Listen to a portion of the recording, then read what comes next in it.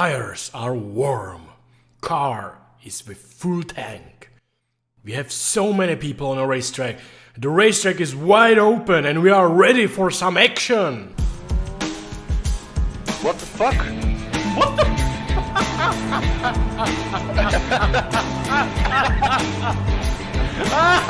It's gonna be long.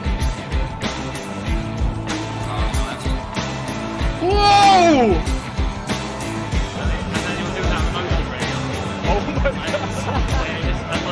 Let's go, boys! The most insane strategy in the world ever from 43rd position! From 43rd position in 90 minutes on T1, baby! Oh, Jesus. Okay, you ready? I mean, look at the start last. Yes! Well now, James, they've changed the regulations concerning the airboxes and the wings, and yet you're still extremely fast. How do you do it? Big balls.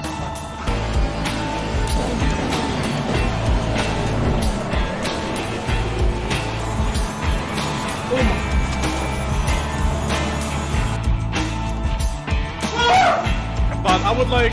Don't get it, damn it! Perel! Damn it, Perel! What the... Oh! Woo! Win Diesel! Win Diesel is learning from what I did.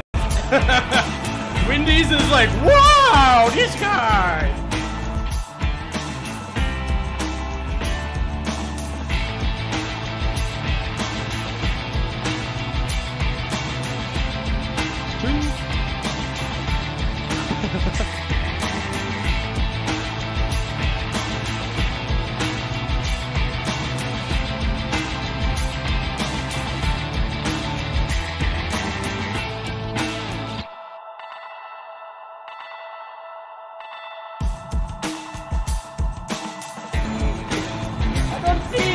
Unseen heavy right. I don't know where is it? You're with me. 6 right long. Got this, baby. Got this. You can fall left on the left.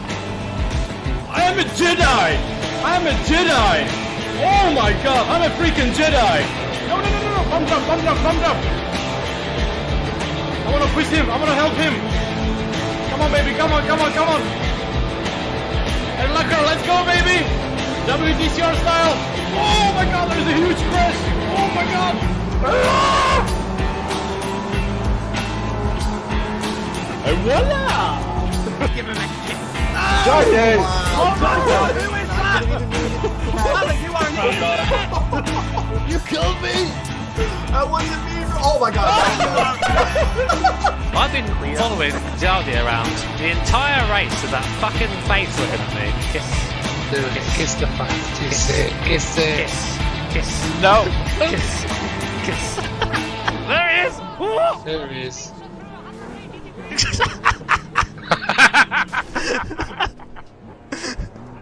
Jardier wins and becomes our second ever three-time A1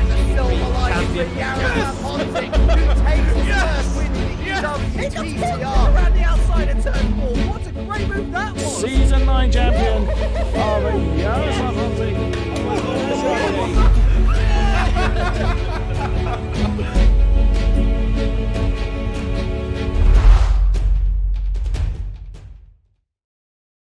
Hello everybody. Hello, fellow sim racers, and welcome to today's stream, guys, and welcome to another watch party today. Another chill watch party stream, and today we're gonna be watching a sweaty esport sim racers racing for 500,000 euro in total in a Rennsport ESL Championship round number 4 at Spa. And last time, guys, we were watching the qualifiers. It was really cool. But today we're gonna be watching them in the finals. They're gonna be racing in the finals today for the round number 4 at the Spa today. And it's gonna be 3 races for tonight. It's gonna be the first race is in 15 minutes, then another one in an hour, and another one in an hour, which will see the grand winner of today, guys. And this ESL Championship, they are racing for 500k. That is a lot of money, guys. That is a lot of money. So I'm really curious, guys. What is gonna happen? Oh my god, it's gonna be crazy, guys. It's gonna be absolutely crazy, guys. I know you guys really enjoyed it last time. Like when we saw this race last time, it was really cool. So I'm very curious, guys, how it's gonna be. Rennsport has finished development? No, but they have a massive esports series, you know. So today we're gonna have 3 races and the finals. So we're gonna see everything.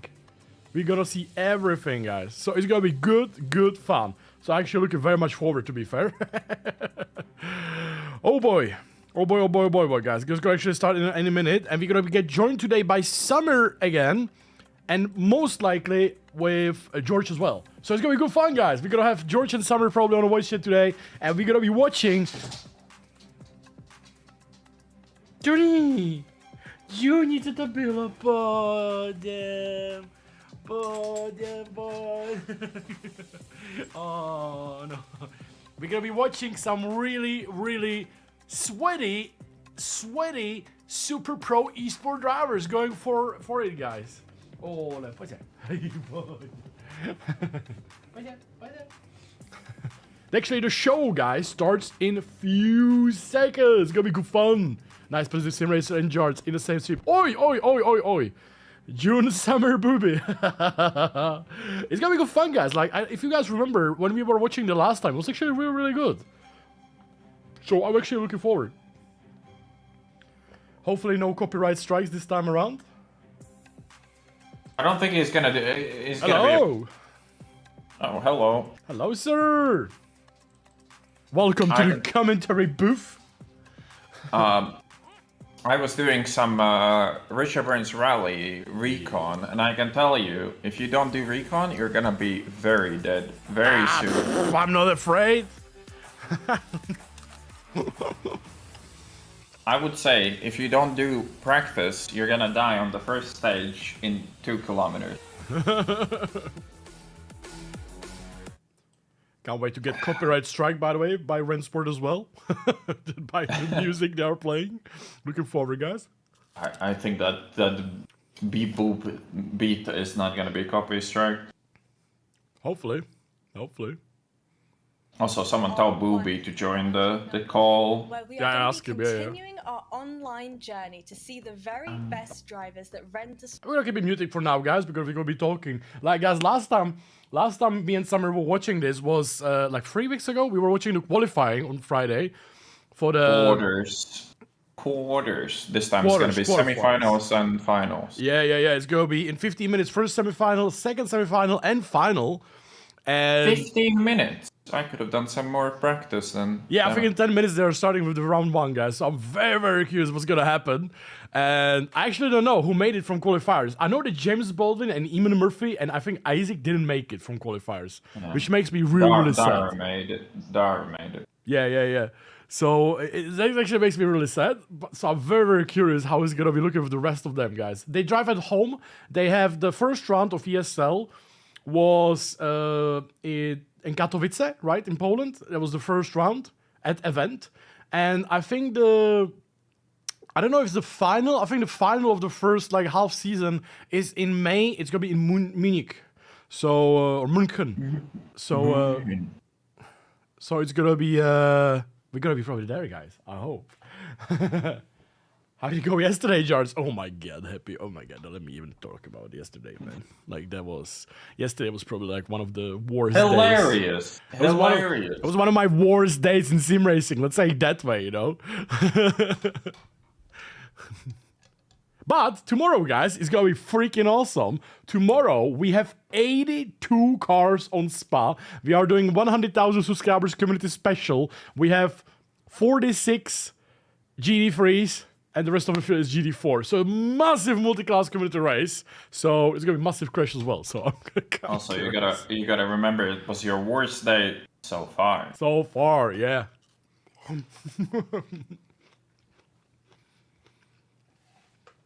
in terms of GT Sport, mate, I haven't honestly played GT Sport since it released. I played the GT7 once. One day. It was great, by the way. I had great fun. And then there was a lot of like drama about the physics and so on, and I stopped playing literally completely. I got sick after, so not because of the game, but I got sick overall, you know. Do you think ASL Rennsport has made back their 500,000 prize pool in tick sales, viewers, ads, and so on? Hey, I don't know, man. I don't know. In Malaysia, they definitely had entry fees that covered a bunch of that. Yeah. From what I saw on quarters, this was actually a very resident sleeper kind of racing. Wasn't much racing going on at all. Yeah, I think the Spa might be a little bit more like boring than let's say Nürburgring. Or Hockenheim, because it's like better. Like Hockenheim is a really good track for overtaking, I guess, for example. I think the problem is that these cars, the fixed setup is so understeered, they can't do a Rouge and Aero much very well, so they can't pick up slipstream. I'm curious, guys. Yeah, guys, what is your view on Rennsport so far? By the way, I tested it for my video, and I quite did like it, but obviously long way to go in development. And this championship so far looking good, so I'm very curious. Oh, have you seen some of the problems they had in qualifiers, quarterfinals? There was a I think Yuri Kasdorp, he got like his game crashed. Oh yeah, that I saw. Yeah. Frame6, that's this, right? He spun in turn 1 and then he had like a kick W rejoin. Yeah, Joshua Rogers, Easy Toman, guys, Czech driver on P2 in the standings. That's something I like to see.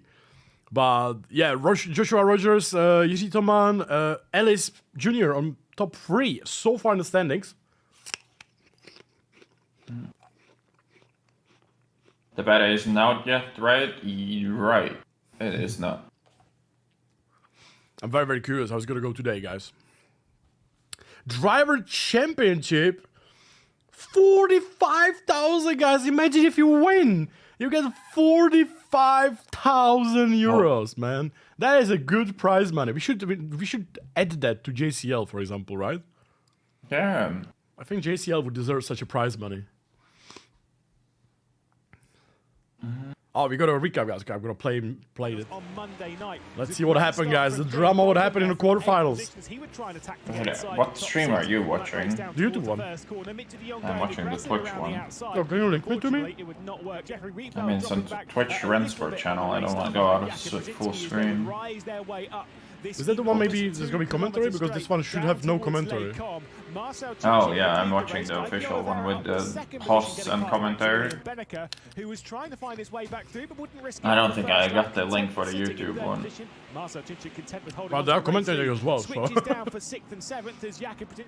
mean, that's fine. It's not like I'm actively gonna shoutcast commentate the races anyways.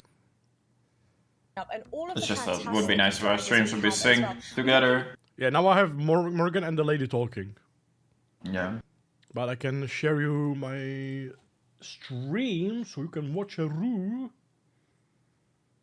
YouTube streams are very annoying though, because if you do the fast forward, you're never gonna be synced together.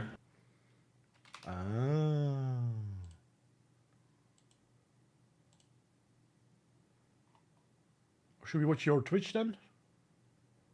I mean, I think. Yeah, if the commentaries are annoying, then we can switch. Well, they're gonna be annoying. I'm pretty sure they dropped the actual though, so it might not be that annoying. Whoa, did they? Well, I mean, he's streaming on his own channel now, so I don't know. Ooh, some drama, guys. What happened? Yeah, that's the one. Okay, I'm on Twitch now.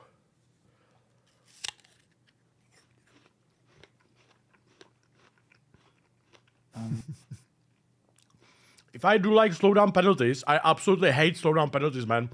If you would watch any of my streams from the past, when I was playing Race Room or Project Cars 2, slowdown penalties were absolute horror, you know. It's a joke. And I Slowdown hated is them. a joke. Yeah, and I hated them. And I'm gonna be honest, like I think the ACC penalties for cutting and such, I think they are quite good. Like Best in business, I don't think there's any doubt, because no other sim even does them properly. yeah. No, like honestly, like I think the ACC has the best penalty system in a way because, like, first of all, they are very consistent, so you know exactly when you make a mistake. You know, obviously, sometimes you have like a bullshit when you lose some time and you get a warning anyway.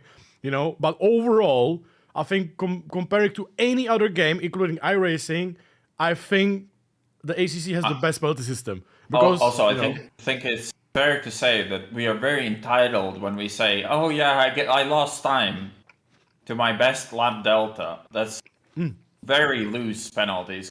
In real life, it doesn't matter if you lose time. You went wide. You went wide because you accelerated too early, so you gained time than what you would have if you stayed on the track. Yeah. So generally, we get very loose penalty system. Yeah, true. Yeah, true. Yo, hello, Mr. Commentator number 3. No. Oh man! Congratulations on your 45-minute series win, Mr. George. Thank you. GG for your Congratulations on your results, sprint boys. win. Thank you. I'm finally got those CDA setups. Yeah. We are LFM champions. Yeah. Are we all ready for this? This Yeah. exciting ESL? Yeah, we were just talking about slowdown penalties, you know, because like I was saying that I feel like we and Summer were basically agreeing that ACC has probably the best penalty system from all the games because basically Race Room, Project Cars, iRacing, Rennsport, they give you like a slowdown penalties, you know. And I think they are really, really bad, you know, like overall. But I like in ACC, the penalties are really consistent. You know when it's going to happen. You know how much you can cut, how much you can gain or not gain. Obviously, sometimes you're like, oh, man, I didn't cut, but you still get a warning. But I think overall, it's very, very fair, you know. But those, like, I remember in Project Cars too, getting those slowdowns, it was so terrible because you got to slow down. You had to slow down for like 2 seconds. You lost 4 positions. The slowdown didn't disappear, you know. Or in iRacing, if you go off track in the first lap, you lose like half a grid, you know, because you just get like 8 seconds slowdown, you know. The problem with slowdowns is that you can cheese them as well, like just lifting on the apex in the corner, which fucks everyone behind you. It creates dangerous situations, and it's just generally stupid. In real life, is it a drive-through penalty if you cut, like, in real GT racing? So in real GT racing, ACC. in 24-hour Spa, in real life, they have exactly the same system in ACC. I think you have like 6 warnings. And basically, if you get 6 warnings or like 7, you get drive-through. But I think after like 6 or 12 hours, they delete them, you know? Yeah. That's the only thing missing in ACC for big endurance races. Yeah. Because 3 warnings on Paul Ricard for 24 hours is a bit of a meme. Yeah. True. I think it should just be completely rehashed, and instead of like getting a warning, it should give all the other teams like a power-up or something. Dude, honestly, even F1 game does better penalties than Rennsport and iRacing and all these games with the slowdowns. Because F1 just gives you a time penalty, right? For cutting. You get like a 2-second, 3-second penalty after the race. And that's better because it would also make better racing. Like if someone cuts, like if you're P5 and you did some cutting, you might be encouraged to actually keep racing instead of just driving in a line. True. I feel like I honestly think the ACC system doesn't need that much change. The only thing I would change is like those microsectors they are having. So they need to just make it a little less harsh. Yeah, just a tiny bit. Like a little less harsh in some places, like Suzuka, for example, where you get double warning for, you know, the same thing and stuff. If you fix that, I mean, this is like really like picking the detail, right? Like you basically don't need to touch anything. But obviously, like in wet, for example, it's really hard, right? It's very easy to get the double warning or extra warning when you lose half a second. So if they would like fix that a tiny bit, I think they would be like epic, you know, like epic. I think all the tracks need just a little bit here and there, because obviously if you make it slightly more lenient, you're gonna get that issue where everyone's just going flat at Eau Rouge in the wet and cutting the whole thing and getting no time gain. I think that the only issue are those micro sectors where when you go off the track, you instantly get a warning, where you don't get a chance to slow down. Like the Misano double corner, same with Degner 1. Degner 2 is fine. It's just that everybody goes off Degner 1, goes wide Degner 1, gets one warning, and then does the giga wide entry, carries giga speed in Degner 2, and I surprised Pikachu that they get a second warning. Yeah. Maybe it should be just the micro sectors are just longer.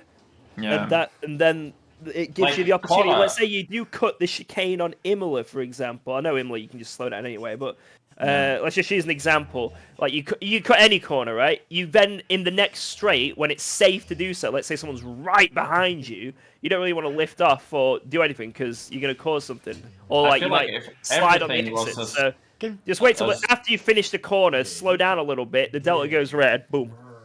I think some corners you can't do that. Kota is a giga example. Those first 3 S's, just one micro sector, and then you can slow down. But then after that, you have that one corner where you get the micro sector right on the exit. Yeah, the final left-hander of the wiggly section. You go one wheel over, instant, like literally immediate warning. It's like a good contrast on like the best way to do it and the worst way to do it in one sector.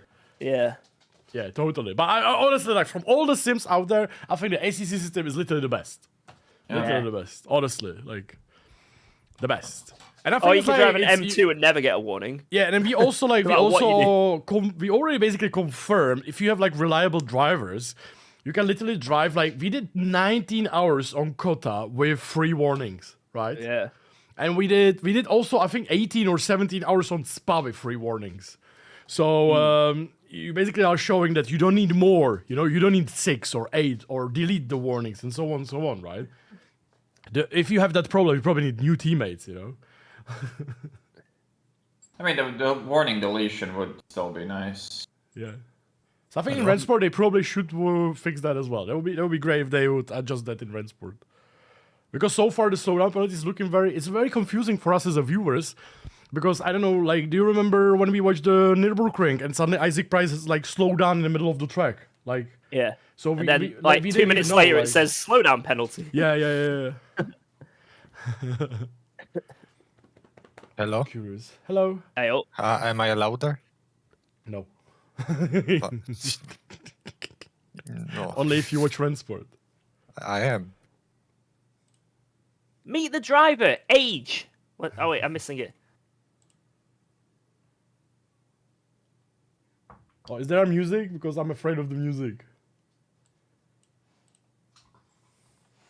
There should be a claim-free music. Royalty-free, or how is it called? Yeah. That's what they say, but it's never true. We did a stream of Logitech, George, and I instantly got a copyright strike after the stream. I mean, it wasn't as bad as actually watching a clip of Samuel's stream from like 10 years ago and getting instantly That was claimed. the worst. Also, I watched like 3 seconds, you know? I don't understand like how 12-hour stream can get copyright strike for 3-second music. That's in the background. Very low, like 1%, you know? Jardier, check your Discord, open channel, open chat. George, you can do it as well. Just watch it on stream. Oh, I saw that already. I think I saw this like a year ago. Isn't it old? Maybe. These driver interviews are really cringe. They need to do something about that. Like they are not if you're muted. They need to ask the question and then they respond. I get the quick fire, but it's just oh no. They need to say what the question is and then they respond to it. I think what they need to do, talking about the penalties as well, is have a race director on voice with the commentators, like in real life, be like, car number 42. Oh, that'd be great! Oh my god, I would love that. Ricardo Freitas in the WEC Esports. Yeah, I could do that. If they hire me, I could do that. Penalty for oh, wait, semi-final. Ellis, Chinchik, Beneke, Niox, Bonito, Tormala, McCormack, Brzezinski, Ostergaard. This looks like the slow split, definitely. Yeah. Wow, look at this grid, guys. Okay, who we cheering for, guys? Who are we cheering for? I think it's Chinchik and Ellis are in a like P2, P3 in the championship. For me, it's got to be Nils now, Jocks. I absolutely love that guy. I am a fan of ACC drivers, obviously in this Rennsport series. So I would say Dara. Then I kind of like because Eamon Murphy and Isaac are in a G2 esport. I'm gonna cheer for Termala, and probably I will cheer for Nils because after all he's an ACC player, right? Yeah. So yeah, I will Player, how dare you insult him like that? Oh my god! I mean, It's theoretically, over. he could be a father of Dara. So that's my 3 guys in the semi-final 1, guys. Top 6 I think go through. So let's see. This is gonna be tough, by the way. This is like a lot of money on the line, guys. Yeah. Did you say, by the way, the winner of all the the races gets 45k? Is that it? Yeah, 45k for the winner. I think like 27 or something for P2, like 18 or something for P3, and all the way down. You know, like absolutely mega. I wouldn't be able to last a week on such a small amount of money, you know. That's just... I mean, George won better things in the past. Yeah, that's Like, what for that's like half of the salary George got from Alpine Esport. By the way, George is probably gonna. KFC thing. Don't forget, or if you saw what David Perel was doing, that like sim gear selling thing. That's he created for George, you know. He Yeah, literally George created gonna it be for the George. first biggest customer. Just literally like half of the things being sold is by George. Brand new everything. Yo, boys, thank you for watching. Okay, Benek going for the first flying lap. Let's see what's it gonna be, boys. Oh yeah, listen. Wait, isn't this just free practice? Oh, maybe it is. I don't know. Anybody knows what the lap times are doing? They're only like 14s, 15s, something like Right, that? so I've got the information here. I've got the information. So, Dara, if he absolutely does the best lap of his life, a 14.2. Damn! So Merrick is not longer in the bin. So what you're gonna see, if they do a really good lap, it's gonna be a mid 14. But what's to be expected if they want to get pole is probably more of a lowish 14. And if they mess up the lap, it'll be a high 14. I think Beneke did in Katowice like 14.3. Like best. Damn! But also, like, the tire degradation is a big thing, guys, kinda, right? Like, I think they dropped like a second during the 20-minute race. Yeah. So it's gonna be interesting to see, like, how the cars perform. Has there been any changes to the game? No. I gotta say, it's quite disappointing that they are racing only on 3 tracks. Or is it 4 total? I would have you have Hockenheim, hoped that it Spa, would have been Nürburgring. a new track for each of these rounds. To at least Already keep the recycled, hype up quite a bit more. I mean, maybe next time, you know? Maybe next race will be. Or maybe next rounds will be. Maybe not. Because if we're just going back to Hockenheim again, it just gets a bit stale already. Yeah. Petition for Norris Ring, please. So this is free practice. They This is free should practice. just keep Norris doing Ring. Spa. Oh my god, Just yes. every time, Spa. That'd be great. No, they want to. Oh my god, I want to see Norris Ring esport race. Nothing could go wrong there, guys. Nothing could Especially go wrong. T1. Yeah. That was The Kelvin BOP van der is Linde really vibe. close. Yeah, The the BOP BOP looks is very, very close, but I'm gonna be honest, in all the 3 rounds, except Dara, no other AMG was capable of being, like, fast. That's harsh. Like, I don't think we saw any AMG win a race, like, or being, like, basically top 3, as far as I watched. I think they've changed the BOP for this round. So the Mercs got like, I know it sounds stupid. I think the Mercs got like 3 kilograms less Yeah, weight. -3. And then the Audi's got like 10. Yeah. 10? I think it's a bit more than 5. But we'll see if it makes a difference. I mean, makes a difference because Dara is fast in AMG, and previously in Katowice the car was in a complete bin. Right, is this it? This is quali? It is not. Or is it? Oh, it is. Oh, bit of a slide.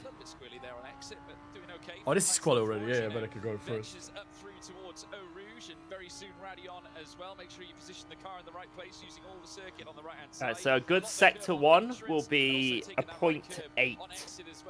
Wow. So let's see what they get here. Let's go! It's going crazy, guys. It's going crazy. I like the LEDs in the background of Max Benecke.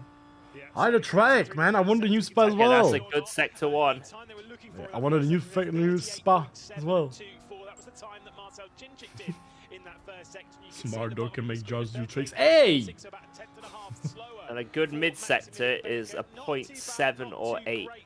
So 0.8 was the good first sector, right? You said. Yeah, so sector 1 is a 0.8, mid sector, a really good one is a 0.7. I'm not sure about the last sector. Oh man! Ooh, gravel! Ooh, Little bit oh, gravel. he's shaking his head.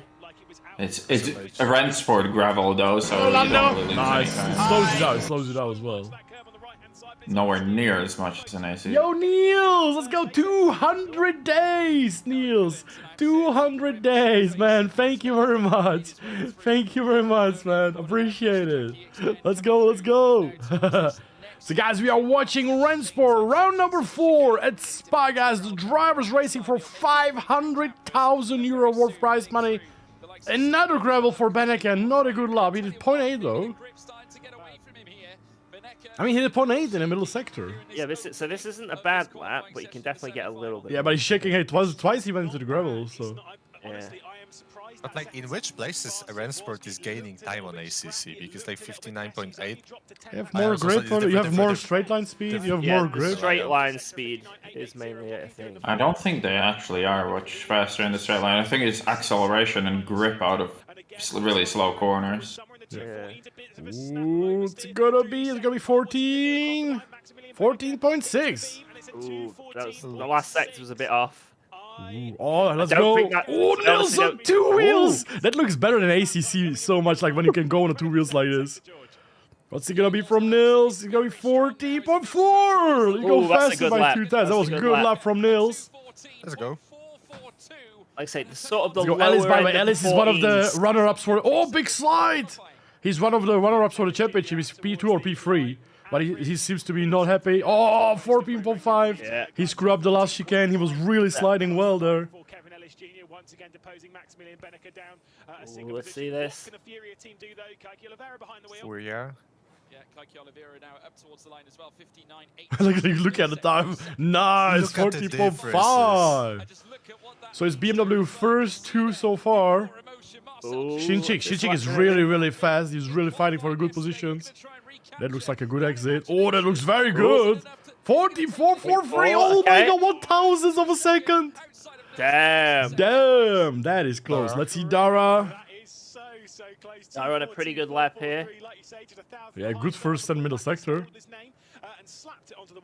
Oh, 40. Not bad, Oh not my god, bad. look how close the top 3 is. Oh my god. Tomislav, the 100,000, 100k race is tomorrow. Sorensen, 14.6. Wow, what a close quali, guys. Yeah. Can you move that race to Wednesday so I can race? Nope. Sorry. Wait. About tomorrow, guys. Come on, come on. 40.5. Oh my god. Baron with the 9 months. Thank you so much. Thank you so much. Thank you very, very much, mate. Thank you so much for the support for 9 months. We have a little baby together already on the sim racing. Brzezinski is 40.7. Man, I would say this is looking very good. Like, when you watch the lap times, you're like, man, I can't wait to try as well, you know?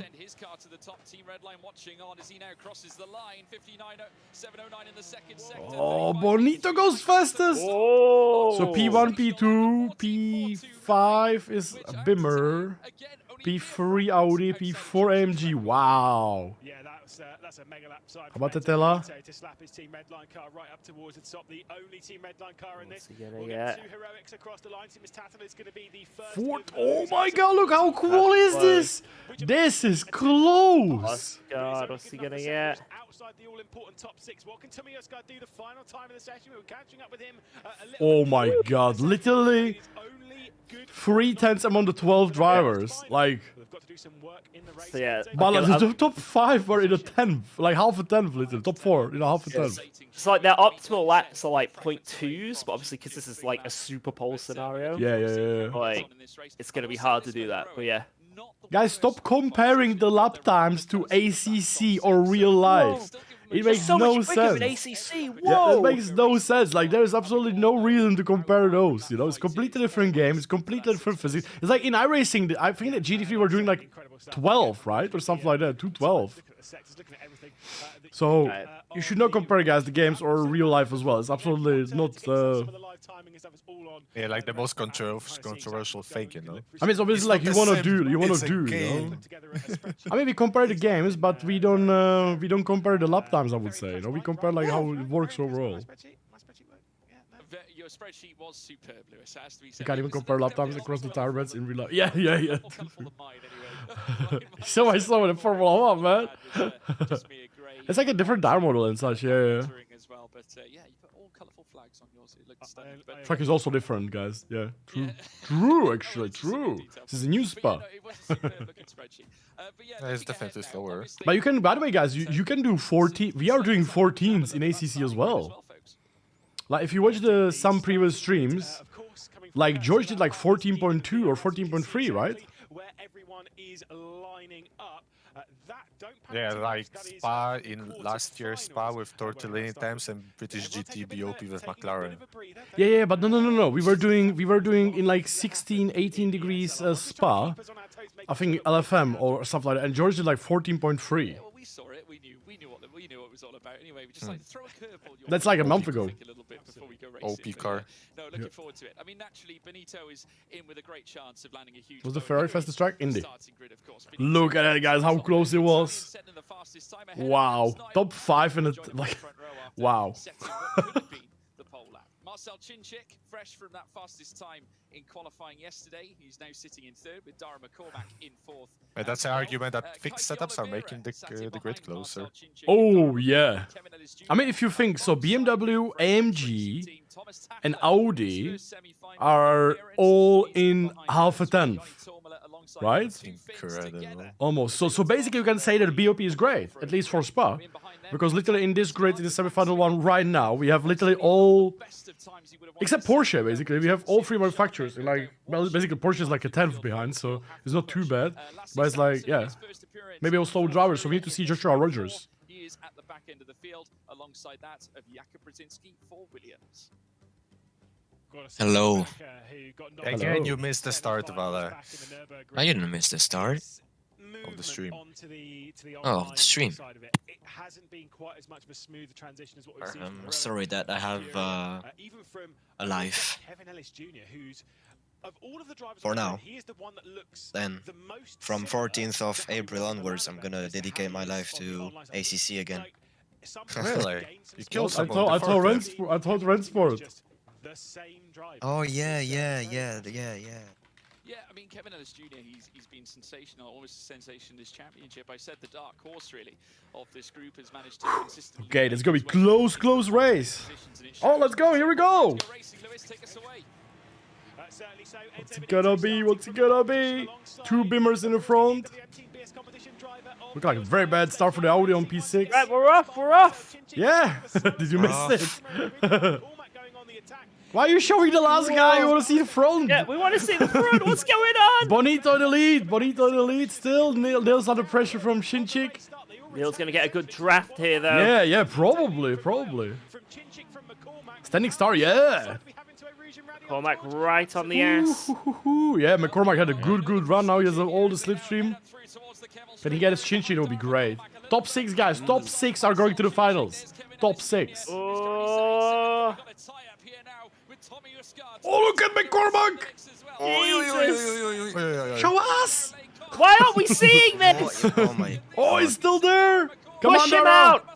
Push him out! Push him off the track! Come on, ACC that man! Oh, Tormala behind! Oh, Tormala versus Olivier and side by side. Come on, Tormala, come on. Oh, the outside becomes the inside. This is where things could get wild. Yeah. Why are we not looking at it? Oh my god, McCormack off. They're still side by side. They're still going. Literally side by side action with the whole of that, and we saw 10% of it. Yeah, yeah, exactly. Yeah. Oh, that was sick fight between Shinchik and McCormack. Really clean, by the way. That was really, really good. Yeah, yeah. Guys, this is semi-final. This is semi-final.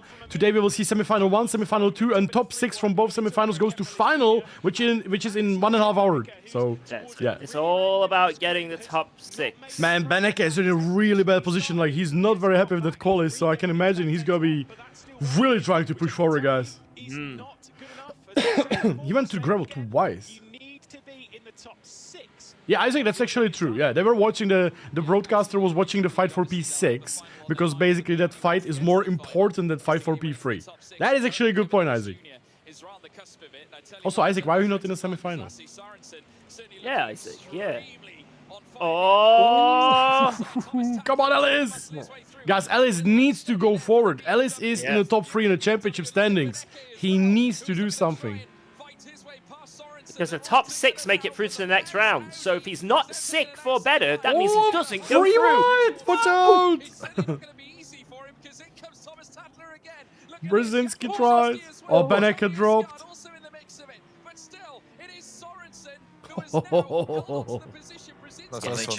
I guess they changed the bop. The Porsche is in the bin now, it looks like. I mean, we haven't seen Joshua Rogers, so... Yeah, Rogers is leading. Doing good last time on Yeah. Isn't Rogers leading the championship? Rogers is leading by 1 point. Yeah, look at the top speed, look at the top speed. 277 in the BMW. I think it was. That's unrealistic. Gregor, like ACC BMW drivers envying the speed of BMW in the Rennsport right now. 267. What happened with Beneke? So he had in a quali, he went twice into the gravel. I mean, he was literally a 10th of the, like he was literally 10th from like to be P2, you know. But he literally twice in 2 corners he went off the line a bit. They are doing 1 lap only in the quali, guys. So that's like crazy pressure. Yeah. So guys, what who we need to watch massively is Ellis Jr. because he needs to get forward. Because he is literally in the top 3 on the standings, which is a lot of money.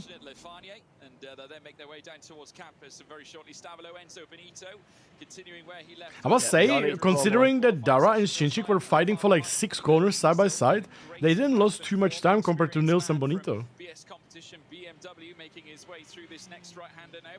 Yeah, this is not looking good for Max, guys. Not at all. By the way, James Baldwin, Eamon Murphy, Isaac Price, they didn't make it into the semifinals, unfortunately, guys. So, yeah. Yeah, Bonito is gone. He is gone. Yeah. Bonito pushing. Guys, if you go offline, if you go off the track, you get the warning. You get a slowdown. Yeah, slowdown penalty. Oh, it's going to be contact. Oh! Oh! Ellis tried on Tormala. I think he was defending, but outbraked himself. Yeah. Oh, this is not looking good for Ellis. Bang, bang! Oh, are they gonna go side by side? Come on, Ellis, come on! He's gonna have to. No, he's gonna go back. He made it smart now. But this is not good for him. He lost position.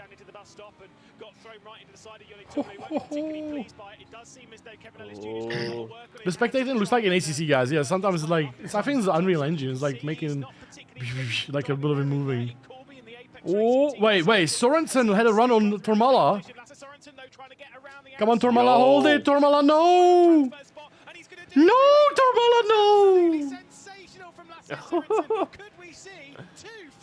Wait, what happened to Ellis? Ellis lost an extra position. He's off, really? He's off. And Beneke is last. Damn. No, Ellis, guys, and Beneke are in a bin right now. Oh, look at Beneke. Oh. Also, by the way, you're vastly overreacting, because aren't they getting the big prizes in the final, and you need to qualify by being top 24? No, you're getting points. You're getting points, yeah, but there's the final thing, which is, you know, the big thing. Yeah, but for the championship itself, they get money as well. Yeah. They get 45,000. The championship winner gets 45k. And the final event is like separate, where you get separate big amount of money for only the LAN, or how does that work? I have no idea, to be fair. Jardier is getting high bonus. Yeah. I should ask them to pay me actually for this commentator, guys. Man, I can't believe Tormala lost that position to Sorensen so much. Like, Sorensen is flying. Quite a lot when it comes to sim racing or motorsport. I mean, Marco Sorensen's been all over the place in terms of motorsport. And again, it just shows. The tire rolls is so much like AC. I mean, it's the same engine, so yeah. Showing exactly the drum he is. Obviously, it's not done yet, though. We are approaching the end of the third lap. Yeah, guys, Rennsport is an upcoming sim racing game. It's like in a beta, very early access or stuff like that, but not public. And then they are already doing a huge championship in this year. So yeah, so far looking good, I would say. Obviously, the game is far from ready. Far. Weapon close beta. What an absolute storming opening to this race that he's had. I have no idea, man. I don't know. With 2 cars up in the top 6, but it might not. It's 45,000 for the team championship after 8 round. There's 45 for the leaders solo after major. Races until someone gets special amount of points. So money for solo is after major. Okay. Oh, Tormala fighting back! Come on, Tormala! Is that a rock spot? It looks like Rennsport Classic is... Ooh, the drift. It looks like Rennsport Esport Racing is just... Oh my god, Ellis! No! Oh. No! What are you doing? No!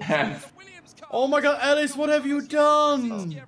Nice. Ellis went like, fuck BMW drivers. Dude, that was so bad. Like, what the hell was that, Ellis? Okay, I'm not a fan of him anymore. I chosen the wrong guy today. Oh, that was like a really bad mistake. I don't know what he was doing there. And he killed Tormala, dude. No. Wait, you guys see that? Someone just sent it and murdered everyone. That was Ellis, yeah. We saw it, yeah. Now that's a 5-second slowdown? No, man. Where's Crim6? I don't know if he made it from the quarterfinals, but I doubt it so far. Man, that was a terrible set. That was absolutely terrible set. I don't know what was that try, but that was really bad. That was. But by the way, that puts Beneka back in a basically technically Beneka. If some miracle he gets behind Tatella, he might get a chance. But he'll be an 8th. Definitely be an 8th. Yeah, but top 6, you know, top 6 go through. So yeah. Oh, there's go replay. Oh, look at that! Oh, what is going on? What the hell was that? That was awful. He takes out 3 people. Yeah. Also, I think that's the first time I've seen anybody getting spun in Rennsport with such a pun. That was so bad. I didn't hit Dara, he hit Brzezinski. Yeah. That was, yeah. So Dara's teammate. No, yeah, that was Dara teammate, yeah, Brzezinski. Tormala, Brzezinski, Ostergaard, basically. Yeah. The only one who gained a little bit was Beneka, but he's still like 3 seconds from Sorensen. Basically, Sorensen gained the most because Sorensen was under pressure from Tormala. Yeah, now he's gone. And now he's fine, you know? So he's like... Guys, by the way, today we will have... This is his first semi-final. Then we will have a second semi-final. And then we have grand final.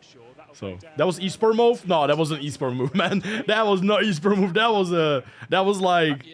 You know... Well, takeout. You know, like, What's an esport move? Jardier, what spec do you think? It was a successful one. What spec do you think we will need to run this? I'm gonna be honest, guys. When I tried it so far, it's obviously in the alpha state, so it's very far from being optimized. But I had to play it on like medium high details. So I would say a little bit higher than ACC at this moment. So you definitely need a good computer to run this game like on a higher quality. Like Rennsport is the next gen Unreal Engine, right? Yeah. But the game the game doesn't even have like a DLSS or anything like that. You know, like ACC has. So in terms of like optimization, I haven't seen anything yet. You know, it's like obviously it's very alpha stage. So or like early access. So like when I played it on like medium high settings, it was completely fine. I had like same FPS as an ACC, but on like ultra I couldn't play it. It was unplayable for me. But it looked good. It did look good. Tartella is catching. Tartella is almost on Sorensen. Oh my god, right, yeah.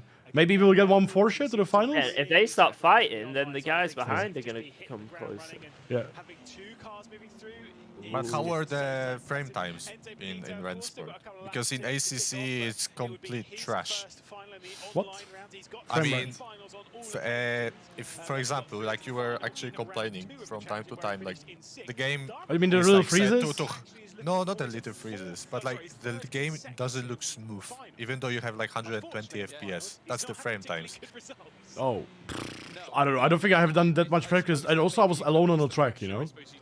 But there's a good point, by the way. Optimization of the games is going by the towards of the end of the production, not in the alpha. Yeah. That's what I agree with. The first week felt good. The first week felt good to me. Like, it wasn't bad at all. Like, the game is very different. Like, I don't know how to compare it. I would say the game feels to me like a mix of, like... I can feel like 10% of, like, Project Cars, a lot of ACC and iRacing, you know, in, like all, like, combination of how the car behaves. Like, what I do like is that you have to really work with the cars. You know, like basically in ACC, like, you don't have to, like, do too much stuff. Or in iRacing, but here you have to really work around, you know, like a lot of like corrections and slides and such, which I kind of like. But obviously, guys, like, hey, this is far from rallies, so a lot of things need to get improved. Yeah, drive-through from Ellis. I think that's deserved. Guys, there's a line on the screen. Yeah. That's since the first ever stream they did. That's literally. Yeah. I've just seen it now, and it's really annoying. They don't have a green dot this time, so improvement. Yeah, I bet the green line last time was much bigger, so this is definitely better. It keeps going, but then it comes back. I heard Rennsport is quite like race room. Mistake insisted due to lag. Second drive-through will be deleted. No, give him two. Give him two for 2 cars. He crashed 2 cars. Yeah, if these two fight, Benecki could get on them. Yeah, but Tetela, man, this is one more lap to go, right? And Tetela is 4 tenths behind. They need to really fight. They need to really fight, yeah. Like, that's 2.5 seconds. Tell it, you might as well send it. He needs the suck.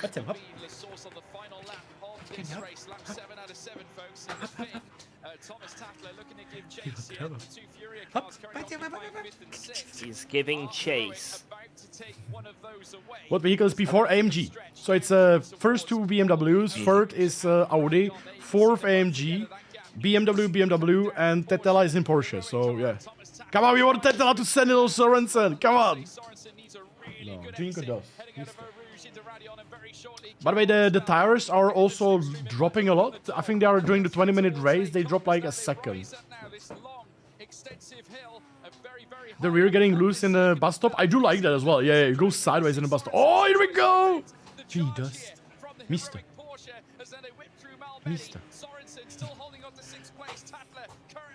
What? Oh. Yeah, the seems to be slightly changed in Rennsport recently. I think it's had a 5% increase, kind of brings it actually a little more close to what we actually generally see from the GT3 cars. A little bit too weak. Tatela is pushing. There's gonna be a big send into the bus stop. I tell you. Tatela. I mean, he's got to go for it, I think, at this point here, Lewis, because of course everything's on the line here. If he can get a good run out of Blanchiment, obviously. Oh, the drift! The oh drift my god. Going sideways, man. Nice slip angle. A little bit of gravel. Come on, can he get a slipstream into the bus stop and send it like a pig? Has to think of something else in order to perhaps dig out a big result here, of course, in this first semi-final. That's gonna be close. It's quite far. Man, Shinchik and McCormack kind of gain a lot on both 2 drivers. Oh, it's too far, guys. Too far. I mean, for esports driver, it's actually perfect distance. I mean, Ellis would send it, what we saw so far. Come on, send it! Oh, come on! Oh, yeah, sure. Oh, Bonito knows really, like, slow down in the end. No, Tetela didn't make it, guys. Tetela didn't make it. He's right behind there. Oh, good job by Sorensen, by the way, because he made a great move. Great defense after. So that was really, really good. Also, Shinchik and McCormack, that fight in the first lap, that was awesome. Yeah, you only saw half of it. Yeah. Also, Lasse Sorensen is an iRacing driver. We raced against him, Valle. I think he raced with us as well when we did Daytona 24. He's driving in real life as well, I think. Yeah. He's a friend of the Nicky Tim. But it's not roller coaster, right? No. No, it's the other one. It's the other story. Yeah. So guys, these top 6 drivers made it to the final. Now it's gonna be in 10 or 15 minutes. It's gonna be semi-final 2. It's gonna be semi-final 2. So that was good. That was interesting, guys. A lot of racing. Great fight, by the way, between Sorensen and Tormala. Unfortunately, how it ended up for Tormala, man. That was. He must be gutted. He must be gutted. Do we have Isaac Price in the chat? Maybe he can give us some insight of the G2 eSport team right now. How do you feel, Isaac? On that specific lap, I think maybe. No, I know. Lasse Sorensen is the one who let Jimmy drive his TCR. Yeah. Simple driver mistake, which can happen, but certainly when you're in an event. He's got it. Oh no. Spoken about it can really measure high on the Richter scale. It might just have taken him over just a little bit too much there. Any surprises from the race? Do you think? Any like results? Like imagine losing a chance to be in the final because of a scent. Yeah, I think that was obviously one of the big surprises. I think one of the major talking points, though, Furia. 2 cars going through to the next round. I think that is sensational. Lasse Sorensen continuing his great run, obviously since that he's qualified. Or that was a crazy race 1. It's all to play for in race 2.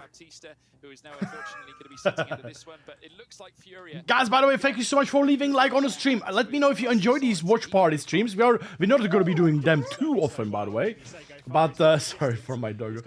But now, guys, in a short break, we will have in 10 minutes, 15 minutes, we will have semi-final 2, from which top 6 will make it to the finals, guys.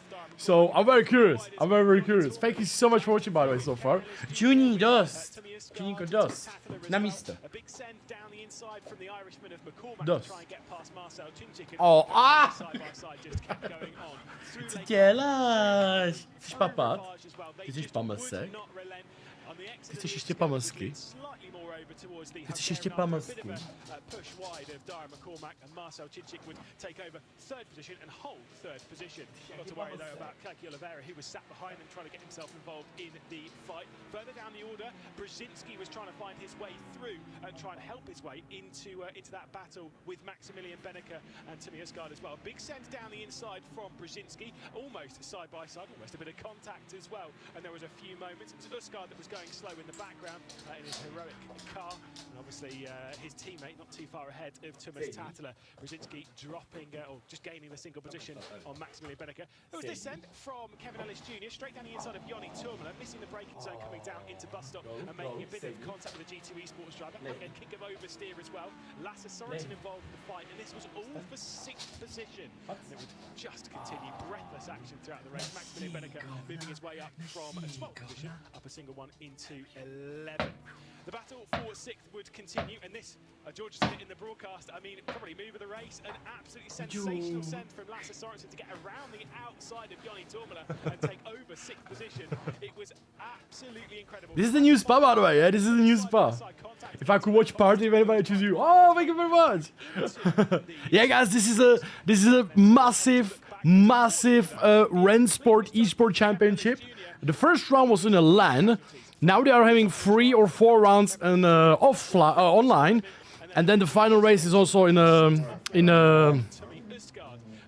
fights outside of the top 6 for those minor placings, but in LAN. the points paying position in the race. Thomas Tattler was throwing everything in the final moments of the race to try and make his way past Lasse Sorensen, but was unable to do so. Sorensen taking the final transfer position by 10.5 of a second across the line behind Oliveira, McCormack, Cinchik, Nayok, Benito. Absolutely fantastic. But Enzo Benito winning his first race in the SLR1, being semi-final one here in round 4 of the championship. Incredible stuff from Team Redline. It really is fantastic to be a Team Redline driver at this point. They are showing exactly what they can do, trying to bring down the margin to RHG towards the top end of the championship and showing exactly how good they are. We, I think, are going to be joined by Lasse Sorensen, mostly because I want to keep George Morgan out of the commentary booth. There he is. You can see Lasse Sorensen up there. Talk to us about that race. Talk to us about those final moments and defending from Thomas Tassler. It looked pretty hard out there. Yeah, first of all, I'm always at the moment, because I'm quite new to the game, struggling with qualifying. My dog misbehaving. So it's a bit hectic to get up to P6 to get forward. But yeah, I managed to... Hello, Lando. Hi. Yo, Vida. Thank you very much. Thank you so much, Vida. And yeah, Thank you so much, man. it's just about not doing any mistakes and make sure you get all the exit runs out of the corners to make sure... This is Sorensen. Now, June Sports Stream. Sim racing for ages, quite literally ages, even longer than me, which is impressive for quite a lot of people. Talk to us about like the differences between Rennsport and other simulators, and how you've kind of adapted and how you've had to get used to it. Yeah, Can you hear everything, guys? Obviously, I would say Rennsport, as far as it is right now, is a really good game compared to being in a quite early stage. I think also when you compare to being in a real race car, it feels quite similar. Obviously, there are still some minor adjustments that has to be done, but for me, it was quite easy to get into the game due to the real racing commitments I had, because it was so similar to what you do in a real GT3 car. Still, I still have to find these small things, as you, like all the sim racers probably know them, the small tenths and here and there. He's driving really good, by the way. He's driving really good. I still have a lot more time to practice, and hopefully for the next round we can maybe come even stronger. Well, I say we'll let you get off and prepare for the finals. We'll see you back out in action in not too long. Cheers.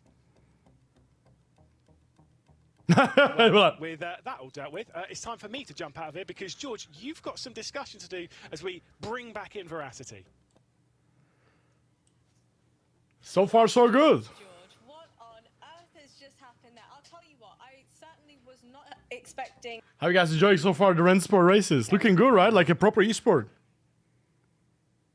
I mean, the Rennsport races were always very good. I'm pretty sure the quarters were absolute resident sleepers, so this was a good one. Yeah. Like you can see, like compared to qualifiers, like this is way closer, right? Like very, very close.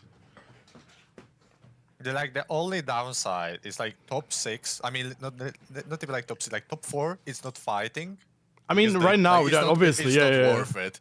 It's like you're only like you're watching top 3, top 4, like okay, let's say top 5 in a final, but in other races you're just like watching 5, 5th, 6th, 7th, 8th.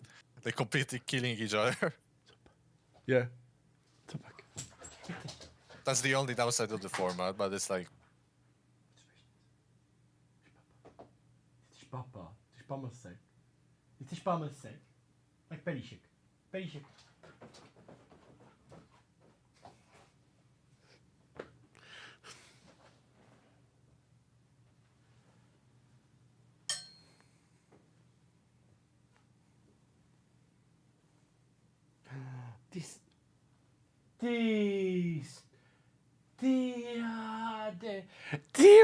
You guys remember what happened? That little bitch. This is the first time that happened, guys. I had my sweatshirt, and in my pocket, I had like 6 or 7 treats, right? And if you guys remember, like half an hour ago, my dog was laying there in a corner, and she was doing something, right? My sweatshirt is completely wet, and there's no treats in my pocket anymore.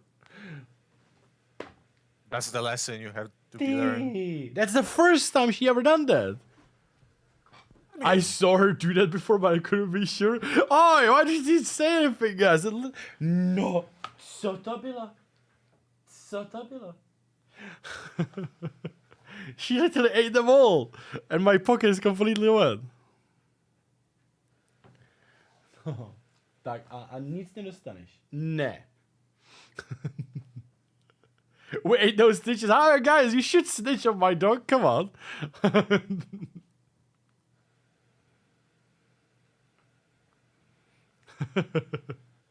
It was straight away after you fell. So you guys know. You saw it.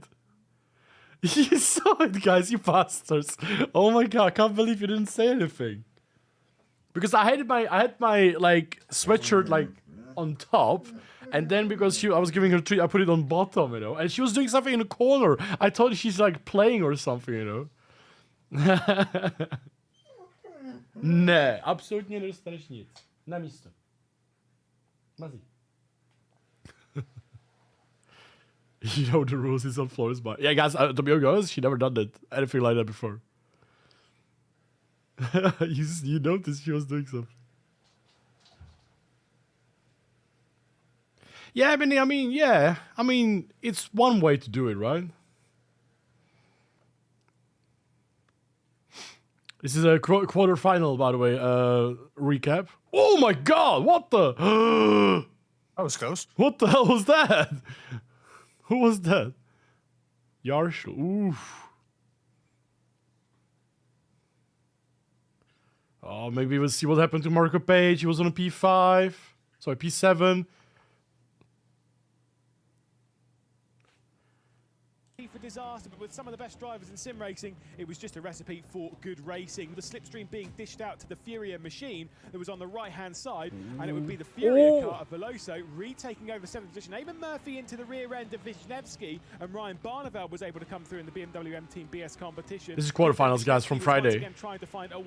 Marco Page on P6. Did he make it to the finals? I don't think he did. And a hard fight would allow Marco Page to just check out a little bit from the grouping, especially when Veloso had to come into the pit lane to serve a drive-through penalty, ending his chances of progressing. Josh Rogers was it for the start? On his fantastic ways, yes, see, guys, so Rogers won in a Porsche. 15.2 in a race. Wow, that's a second slower almost. And on to the fourth and final. Oh, Page is in the finals. Nice. Great start from Dennis Schoeniger to move his way up 3 wide going down to the first corner to get inside that top 6. He would absolutely send it into the first. And there was a bit of side-by-side as Ulas Ozildirim was trying to attack for his way back inside the top 6 after being squeezed out wide from Jeff Giassi. Ibrahim Khan also on his debut for ESLR1. 4 wide. Involved with BMW M Team BS competition, but he had to worry about Graham Carroll sending it down the inside and sending it straight into wow. Ibrahim Khan and Patrick Holt. Whoa! Involved in the mix, just I mean, you go 4 wide into one corner. Joshua Rogers is Australian. Hey, is that Grego? No. to comfortably win the race ahead of Mikael Gala. Nice. Dennis Schoeniger up to 3rd after a fantastic race. Mac Backham, Ulas Ozildirim, and then Risto. It was like 5-car crash. You haven't seen that yet on a Rennsport. Round out the top 6 and those final 6 drivers. Well, you didn't watch the first one. There were some really cool crashes. Yeah, really. Oh, poor Robbie, he didn't make it.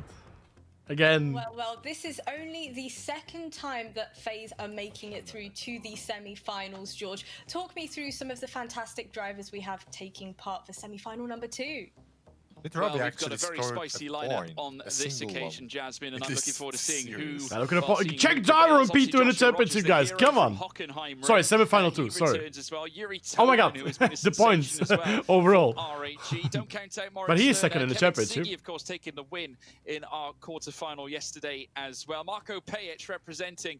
Okay, who is our favorite for this race, guys? So for me, 100% Marco Page, because he's my former or my teammate in Veloce as Heat. And then Easy Toman on P2. That's a Czech driver, guys. So I have to 100% Easy Toman, Moritz Lerner, because obviously it's Moritz, and Marco Page. That's my 3 favorites for the next race.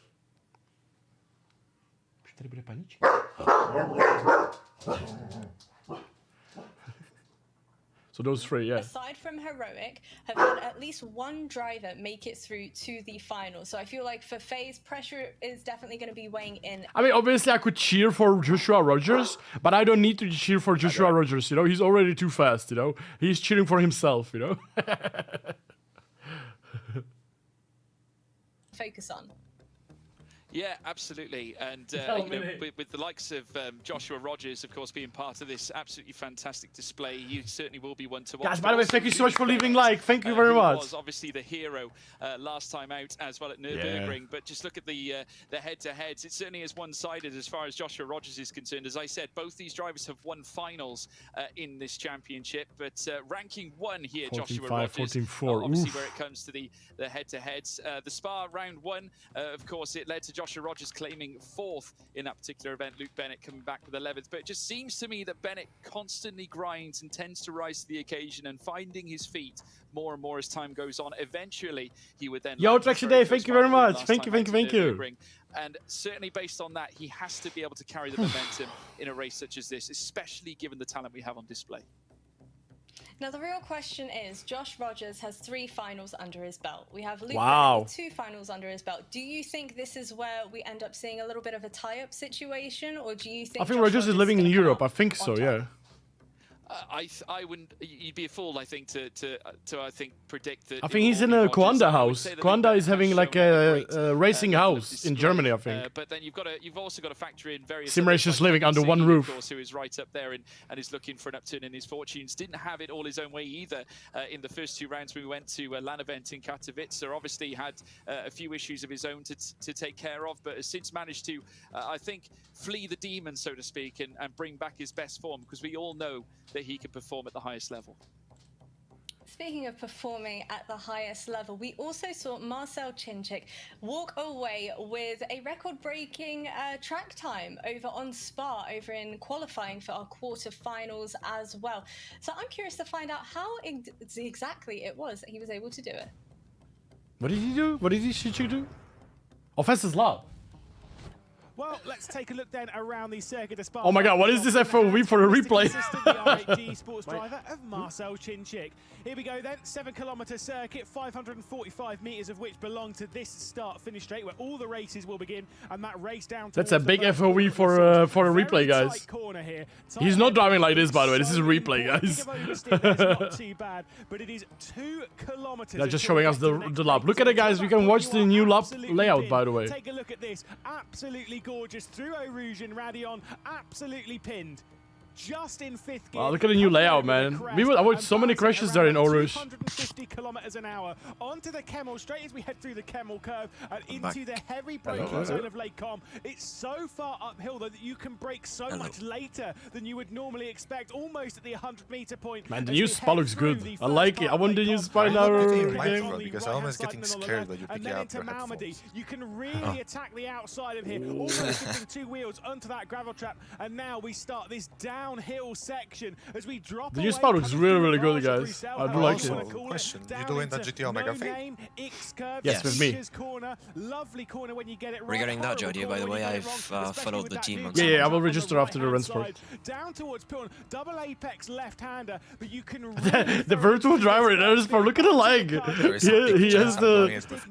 He has the leg chilling on the left, and then he brakes with it. Look at this, guys. Look at this. That second apex into Fania, as I like to call it, Piff Bath. Find a slightly later apex for the right-hander, which will allow you to swing through the left nice and cleanly. Use the curb on the right-hand side bit of a gravel. before we get down into the braking zone of campers. Really difficult corner here. 9-degree right-hander. Man, they added so much more gravel. Because once again, from this point, you are pinned for almost 2 Stavolo looking way more safer on a new version of Spa. Stavolo heading down towards Blanchimont. Again, going up through the gears, making sure each shift is clean. Maybe in the race, checking in the mirrors, making sure that no one's going for a move down the inside. This I think this FOV is on purpose, guys, so we can like watch the show, you know, everything. See everything. Towards bus stop. Probably primary overtaking opportunity on the second. You can really send one down the inside here as we head through the first curb, through the second curb at bus stop. Oh, look at it oversteer in the second part of Busto. Wow. 7-kilometer laps around the circuit of Spa-Francorchamps, thanks to Marcel. Also, I don't think anybody could say that Rennsport gravel slows you down. He ditched the wheel in the gravel like in every possible chance. Yeah, but just on the edge, you know. I definitely the physics of the gravel was wrong. Hey, I tried the gravel and I absolutely beached the car. So it probably depends how far you go, you know. I mean, in real life, you go like 10 centimeters in the gravel, nothing happens as well, you know. Right now, but it's not too bad. Don't worry, we're going to take good care of you over here on the broadcast. But obviously, we've just seen the track guide for Spa in particular. And I need to ask you, after having previously finished in 12th position over in Katowice for round 1, do you feel like if that initial spin didn't happen in quarterfinals 2, you would have made it to the finals once again? Yeah, I'm very certain that without that spin, I would have beat semifinals. Aww. Easily.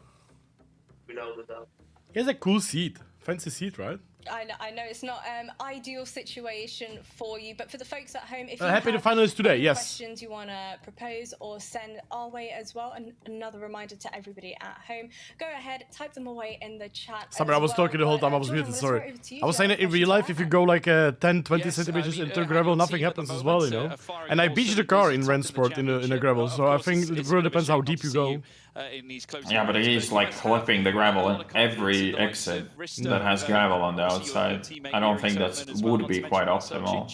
Yeah. I'm like the thing is, like a lot of the time he goes in the gravel, he's like still fully loaded, so he should lose some traction. And you also gotta remember they're all driving on 0 TC. Are they really? Yep. I love it. Right, and Great confidence. Who would you say Let's is, go, Jajoski. the biggest competition here for Yuri and Risto heading into semi-final number 2? I have to check the semi-finals. I'm not really sure who is in the second one, but Everyone is strong. We I would can say come everyone back is and strong. ask you that again a little bit later as well. No worries at all. But I'm curious to find out a little bit more about the team dynamic and the team as a whole on the side of RHG. So let's go ahead and find out. or maybe you. Maybe I would be. Who knows? No, maybe all of us can. Yeah. Maybe up the germ. Likely me. That's most aggressive. Same. He was the latest to come down right now to the...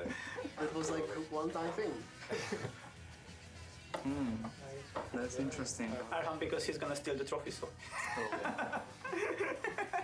My tires are the hottest after a stint, so yeah. I need to work on that maybe still. Really? I think he has always the quality. He was the best. Yeah. Like in tire preservation from all of us. The tire management is quite like natural in this game. I could ban it. I think I'll be myself. Yeah, I'm not being funny, right? But if we were in this, I'm pretty sure it'd be Jardier winning, Fosh P2, me P3, Valentin P4, Greco P5. It would easily. Easily. Like, I'm not trying to be funny or nothing, but yeah. All of us here. Top You're right. five. Yeah. Completely realistic. We have like a sheet with all the times and everything, and I think what we're really missing is doing one of these interviews like this. Yeah. Try to make it as cringe as possible. Modest nature of Who gets the everything, not wanting most to say penalty that, you know, they're points? the most Obviously, confident Jardier. or best driver out of your entire team. But Erhan, we I don't know what have you're on lots about. of I'm learning questions so from much the about chat, each in driver when this particular, that happens. was, are there any of the tracks that reward Yeah, the aggressive best part is driving I don't know any of their names, so it's just people pointing fingers at random other people. It's really, really insightful. It's like we're sort of listening in on a conversation that we're not a part of. Yeah. And it's, the best part is like they're all laughing and having such a good time, and because we don't know any one of them, it means nothing to us, and it's just cringe. What happened? What did I miss? Do you have any favorites that we might We're be talking able to shit get about some you, information Jardier. for? Oh, okay, that's fine. That's good. Good boys. Spartan's my favorite, but so far I think they are doing this interview very long because of the little break. We're here for the same track. It's gonna go back. All right, lovely stuff. How are you feeling? Mate, if I was on this interview, I'd just be like talking absolute shit. Like I would create the biggest drama. Why, they're shitting each other or something? Or shitting on each other? No, I think the most important is to make your mic super quiet and make sure that you cut out all the time. Oh, come on, they don't know that, you know. Like, George, what is your greatest achievement? Yeah, like I won that Crash Team Racing. Oh my god, you guys are so evil. I mean, the subscription in KFC was the greatest achievement of George. 100%. It was. Yeah, how much was it? I can't remember again. A year's supply of KFC. Oh my god, I would get so fat. How are you not so fat? And compare it to a subscription of 6 months of CDA. I mean, slight difference. I would be like a ball, you know. I would be like, you know. Guitar, it takes a lot of effort, you know, moving those fingers. So. Oh my god. Oh, man. Dude, I would actually imagine if you like did like 6 hours of Guitar Hero, you'd burn like ridiculous amount of calories. I wonder if we sim race and let's say we do. I did a 6-hour race at Watkins Glen solo. I wonder if that makes anything, you know, or does anything. I mean, for sure does, but I would like to know why. No, like do endurance why? race on Sandward. Why? What? Oh, whatever. I'm not even sure what point are we trying to make here, or what are we even talking about. I don't know. We are just basically envying George getting free KFC for a year. You know? In sim racing, I reckon you lose a lot of calories. Imagine having imagine your poop burning out when it's coming out for a year. You know. Imagine having pain of your ass for a year, George. Hey, the KFC near me was really good. So like. But I know it's a spicy food, you know. It's spicy food. Some KFC is terrible, but the one at the time near me, it was like literally right around the corner from where I lived, and it was like one of the best. I don't know what. I think it's because it wasn't a busy one. So when you like ordered, it's like they were like quickly rushing to get everything out. It was just like. You're like, oh, it's George again. Hello, yeah. George usual. 100 hot wings. The first time I went in, it was like they gave you these voucher like coupons, and the first time I went in, they were just like, "What the hell is this?" And they had to like call their manager and then like ring up the district, and then they were like, "Yeah, it's legit." That's cool. I wonder like how much worth the price was. You know, it was enough to have one KFC for a week for a year, but it was like there was like massive buckets. There was like some of them were like more than just like a meal for one. So okay. Yeah. It's crazy, man. It's crazy. Like I'm like KFC would be dead for me because like I love KFC, you know. I could eat KFC all the time, you know. But obviously I know it's not very healthy, so I can't, you know. So, but yeah. It sounds delicious. I hate the one thing I hate about KFC is like let's say 8-9 times from 10 I get like when I order like hot wings or something, they're like beautiful nice hot wings, you know, and then one time from 10 is like it looks like weak little chickens or something, like completely terrible, you know. It's like a scrap from yesterday or something. I'm like, I hate it so much. It's like you're like excited, you open the bucket, and you're like, oh. In 2009, I won a year's supply of Jim Beam at OZ Supercars Run. Oh my god! Nice, so you were eating Jim Beam. Oh, you mean the alcohol? Oh my god! For a second, I thought beans. You know. But I think that's more unhealthy. When I was a kid, my father was racing in a Ford Fiesta Cup. He was like, at the time, he was like 45. And he finished, I think he won the championship actually, or was second or something like that. And he won like 5-year subscription of Playboy magazine. Nice. And my life changed forever. I was like 11 or something, or 10. He wasn't seen for the next 5 years. Yeah, I was like 10 or 11, you know, my life changed. I've seen things that changed me. Quagmire finds out about internet porn, and he's just like... Did it exist back in the day? No, it didn't exist back in the day, you know? You couldn't see anything back in the day on the internet, so this was like, yeah. I want a year's supply of free burritos from Qdoba in 2030. Wow, that's crazy. That is great, guys. I never won anything like that.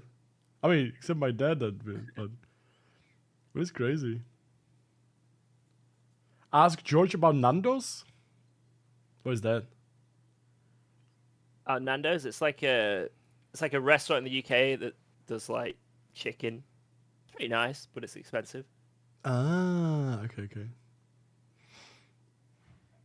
The only thing I'm missing in Poland is a Taco Bell.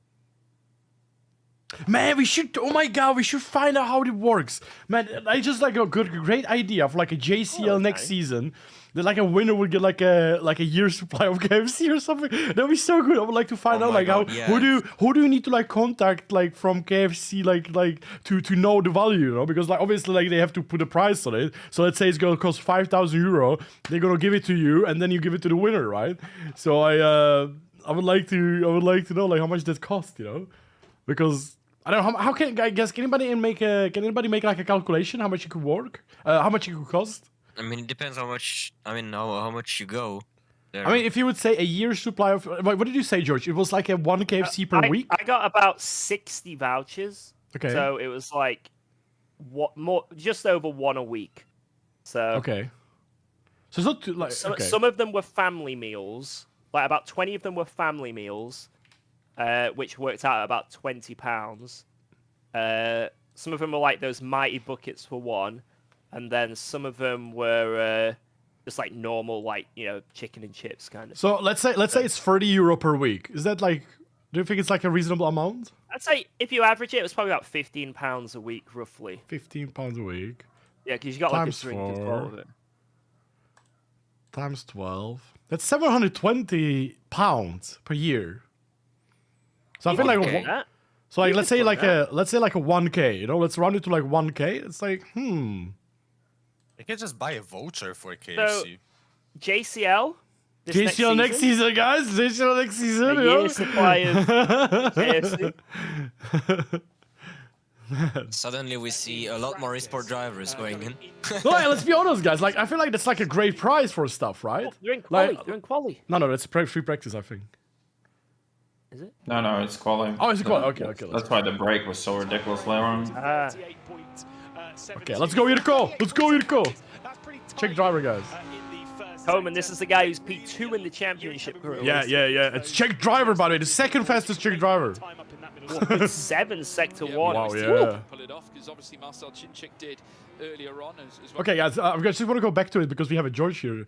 Guys, like, I feel like that's like I don't know if you get like, imagine you get like a year's supply of beer or, oh my god, I have a déjà vu right now. Like a year's supply of KFC or McDonald's or stuff like that, but it's like, as you said, it's like a coupon per week, basically, worth like 15, 20 pounds. I think that's like a really good price, right? Like for anyone, basically. Like food is expensive. Everybody needs to eat, right? So like, I feel like that's like instead of like, obviously if you win £1,000, it's better than probably winning this. But at the same time, it's like much better than winning like, if you would probably win today, instead of like a wheel or a headphones, you would win this. It would be still good, right? Yeah, I mean, apart from my arteries probably being clogged, so like it's a fantastic. Yeah. I got a diabetes, high blood pressure, everything, but it was worth it, like totally worth it. I gained 40 pounds, Chicken was good. Sometimes like Team Redline, for example. Yeah, all ACC servers are down? Really? Well, we are watching Rennsport, so, Oh, the two-wheel in the chicane! Come on, Yurko! Come on! Czech driver! He's going 41. Oh, 44! That's a good lap, though. That's a good lap. That should be top 6. Could be, yeah. Win in the and top die. 6 range. Yeah, very tidy lap from Yuri. I think the worst thing you could do is like your supply of beer. Oh, come on, more. It's bad middle sector, by the way. Is he going to go higher with the final I think a year's supply of beer is more healthy than a year's supply Oh, of Lord. KFC. Well, Joshua Rogers massive sideways in the chicane. Yeah. And really slow middle sector. Oh no, this isn't good for Rogers. Oh, not good. Oh not good. no, he's going to have to fight for this one. Come on, Fluke, come on. Also missed the apex into the bus stop. Oh, terrible bus stop. If I'm perfectly honest, Jamie Fluke, the next one across the line for the Apex Racing 14-5. A lot of people making little tiny mistakes compared to semi-final 1. Yeah. So far compared to semi-final 1, a lot of slow lap times so far. I mean, still got like a bit hammer slower. that's Yeah, it's horrible. Come on, race stop! Come on, race stop, come on! Come on! His middle was bad. That middle was... Oh, that was really bad. Yeah. It's going to be 0.78. Nice. No, not good enough. Not good enough. Oh, ACC driver, Schoniger, come on. Come on. Good first and middle sector, come on. Come on, Dennis. Come on, Dennis. 0.6? Not the best last sector. What is, like, a lot of bad laps in this... He drifted in the chicane. Aye, Dennis. Oh, Marco. Come on, Marco. Come on, Marco, come on. Good first and middle sector, come on. Whoa, P5. That's good. That's good so far. Guys, Marco Page, our teammate from Valencia. Come on. Let's go, Marco. But we'll very shortly see Ulas Ozildurim make his way through as well. He's about to cross the line. Where is he? Oh, there he is. Ooh, P2 on a Porsche. Yeah. FaZe, guys, FaZe. Yeah, FaZe. FaZe going on P2, that's great. He beat Rogers. But you know who is happy? Toman, who beaten Rogers. Kevin Sigger on P2. Whoa! 18,000 a second behind Yuri Toman. That was an Hey, Chris, we are doing these lap times in ACC. I mean, George did 14.3. Probably in 11C. No, it was like 18, I think. Bennett goes fastest. The OP Bimmers. Wow. Whoa, point 3. That's amazing. Gade is coming. Come on, another Porsche driver. Wonderful stuff from Luke Bennett. This camera is so bad. By the way. Yeah. Woo! Oh, Marco Page dropped to P9. Oh, that's gonna be hard. The best time is quicker, but I think the average time of this semi-final is a little bit slower. Yeah, I think some of these people would have been really struggling if they were in the other one. Yeah. Let's go, guys. Semi-final 2, and then we have a finals. I can understand feeling quite high on that one. We'll take a look at the starting grid because the mid-pack there, look how close it is. Yeah, but the mid-pack is super close compared to the previous lobby, right? There's literally a 10th and a half between P4 and P11. Yeah. It's gonna be a huge fight. It seems like, the top 3 were really fast in this one. Yeah. But then the mid-pack were a little bit slow, whereas 4, it was it's even more condensed. I'm pretty sure before it was just the top time was slightly worse, but then the top 6 was within a 10. I think we will have to watch Joshua Rogers, right? Because that's gonna be interesting. Yeah, he's got to try and get that top 6. Yeah, guys, Rogers is leading championship ahead of Vigi Toman, who is starting P2, Czech driver. So we need to watch what's gonna happen. From the Nürburgring might have helped him. Obviously, winning that final was so important to him and his championship. And to yeah, this is the new spot layout, by the way. Yes. But what a front row that is. Do you think Rennsport will take over GT Racing from ACC and iRacing? I mean, it's a long way to go. I don't know. I would love to, but I don't know. On one side I want to, on one side I don't want to. So I guess we'll see, guys. I mean, in my experience, what I tried so far, it's far away from release. So. I wonder if they will ever be able to counter the 12 driver or whatever the driver limit is. 12. Yeah, exactly. I'm pretty sure they don't have more drivers per race because they can. Yeah. Didn't we have that in ACC at the beginning? We had like 30 drivers max or something. Anybody remember? Oh, that's still a big difference. No, of course. But don't forget this game. Don't forget, Summer. This game is in alpha stage, you know. So it might be because of that. But it also might be because of the good contact physics. So it's probably like more server side. Might be, yeah. To try and take top spot as we head out of the that might be controversial, but I wouldn't compare this game to ACC. I would compare it to AC2. It is just that slender point. So this could be. I would honestly compare it more to Gran Turismo. I would compare it more to iRacing and ACC combined. Yeah, but like ACC is getting dead because of AC2 releasing next year. 1.9 is probably the last big update. I think so as well. That's why I would compare it to AC2. Even though it's even absolute nonsense take. I have a feeling it's absolute nonsense take. Like AC2 releases next year, but I assume it's gonna release same as ACC, like early access, port as hell. I think ACC. Rennsport is probably gonna release when iRacing Rain gets released, so probably in like 5 years. Yeah. By the way, Summer, have you seen the grid for tomorrow? We have 82 cars grid, 40 GD4s or 37 GD4s, and the rest GD3s. Why did you not do that? Are all of us in GD3s? So far, I think. I might take I was thinking about we can take some fun cars, like I don't know, Lamborghini or stuff like that, you know, like a GD3, instead of like try harding Ferrari. But I definitely don't want to start in the front. All right, let's go. Green flag, green, green, green. Oh, look at the BMW start. What? As it is a fantastic start from our pole sitter of Luke Bennett, but look at this from Siggy straight down the inside of Yuri Toman, heading into the BMW on P3 had mega start. 1-2 as we head down the hill out of La Source. Again, all the side by side to the background. I think Yuri Toman might have to lift out of this one.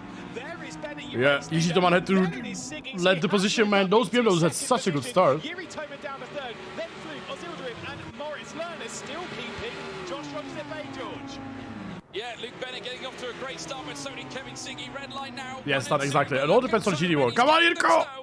He needs to make saves now. He needs to make it safe. Top 6 goes to the finals, which is in half an hour or hour. That's the same. Oh, Rogers! Rogers with Moritz. This is gonna be insane battle, guys. Joshua Rogers needs that P6. Still it's Bennett in front, Siggy in second, Toman in third, and there you see Joshua Rogers constantly knocking at that door, but Lerner is failing to answer here.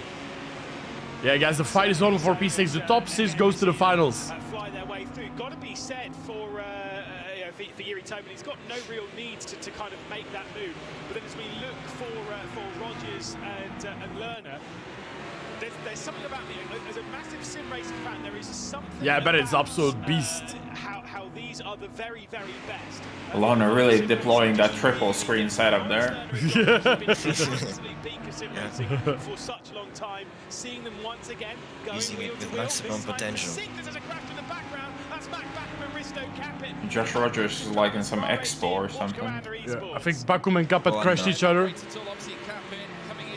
Bakum and Capet collide. They are gone. Obviously, seen his teammates performing so brilliantly. Guys, what we need is Joshua Rogers to maximize attack on a loner so Marco Page can close in. Because, yeah. Of course, Rogers is under a lot of pressure, guys. He needs to get to the final. Oh no! No! That's absolute disaster for Rogers. No! Okay. Oh, Schrödinger P7. Wow. Okay, it's over, guys. What happened there? Yeah, and Pajic is, did Marco screw up? I think he did. Oh, guys, Joshua Rogers is out. There's no way he can catch up back, guys. So he's not gonna make it to the finals. He's gonna lose the championship lead. It's a big shame for the Porsche Hey, Peter, thank you. But that is sometimes how the cookie crumbles. The top 6 almost being set. Wow, Lorna is happy right now, you know, no pressure. But maybe something happened here, guys. Fluke under pressure. I think they're gonna take it safe, right? Like, everybody knows they need to make a top 6. Don't allow Dennis to get any chance of getting his way into the final. They don't need to take a 3-wide turn. Lasserzilderim's first final on top of his first semi-final. That's what you got to ask yourself. So guys, top 6 from this race go to the final. The final is like 40 minutes from now. And the championship leader, Joshua Rogers, he got taken out and he's not going to make it 100%. Which is going to lose the championship lead, which is very heartbreaking for him, for sure. Marco Page now reduced down into 10th as well. But Lasserzilderim running a great race right now, just needs to hold it together, hold his position in between Jamie Fluke and Moritz Lerner. If it stays like this, FaZe are going through to a final. Yeah, and that would be amazing for. Is his monitor on a radiator, or does it look like it's on the screen? Made that history, of course, on day 2 in Katowice when he took the very first win in sim racing for FaZe Clan. And again, yeah, FaZe on P5, that's good for them. Oh yeah, Cesar Marco just outbreak himself.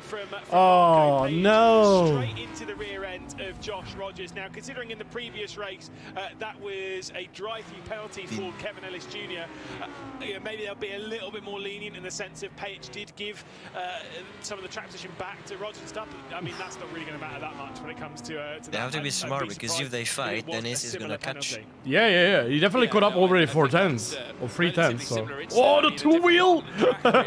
At this point, and I tell you what, it doesn't help the cause that Mercedes are looking to chase, because Marco Page coming into this event, obviously. Let's see, Moritz Lerner side by side with Ozildrin. Semi-final, and now it looks like they're not even going to have a representative. Yeah, he let him go. That's smart. Drive through penalty from Marco. Oh. Can really tell Marco is Jardier's ex-teammate. Oi! Yeah, Oh, you mean with the drive-thrus? That's true. When you account for it to be similar sorts of driving as to what we saw in the previous race for LS Junior. Marco's sending it. He literally did, yeah. I don't think Payet should be surprised by that at all. Oh, lucky. He's got a wide By the way, George, was your Gamba Rogers going to top 6, or did you do Gamba for a win? Mine was for the winner, so it's either Bennett, Tommen, FaZe Guy, or someone else. FaZe Guy. I did a Rogers top 6, so I cursed him with the Gamba. Oh no! I was Rogers, Page, Tommen, and Morris Lerner, so yeah, I'm half down and half up. Man, the Twitch ads are so annoying, guys. Yeah, I hate it so much. Yeah, absolutely. I mean, it delivers time and time again. We're only on Dennis lap 3 gonna and close 7 up. as well, Come on, so Dennis. plenty more to come. Yeah. Jardier currently locked in behind that of Moritz Lerner, driving a superb race. I tell you what, if the Turk can find his way through. Guys, by the way, leave a like on the stream if you enjoy. Let me know, by the way. I hope you enjoy, guys. After this race, it's going to be a 20-minute break and then finals. Taking that place back, so Dennis Schrödinger now needs to try and close up to Ulas Osjildirim now.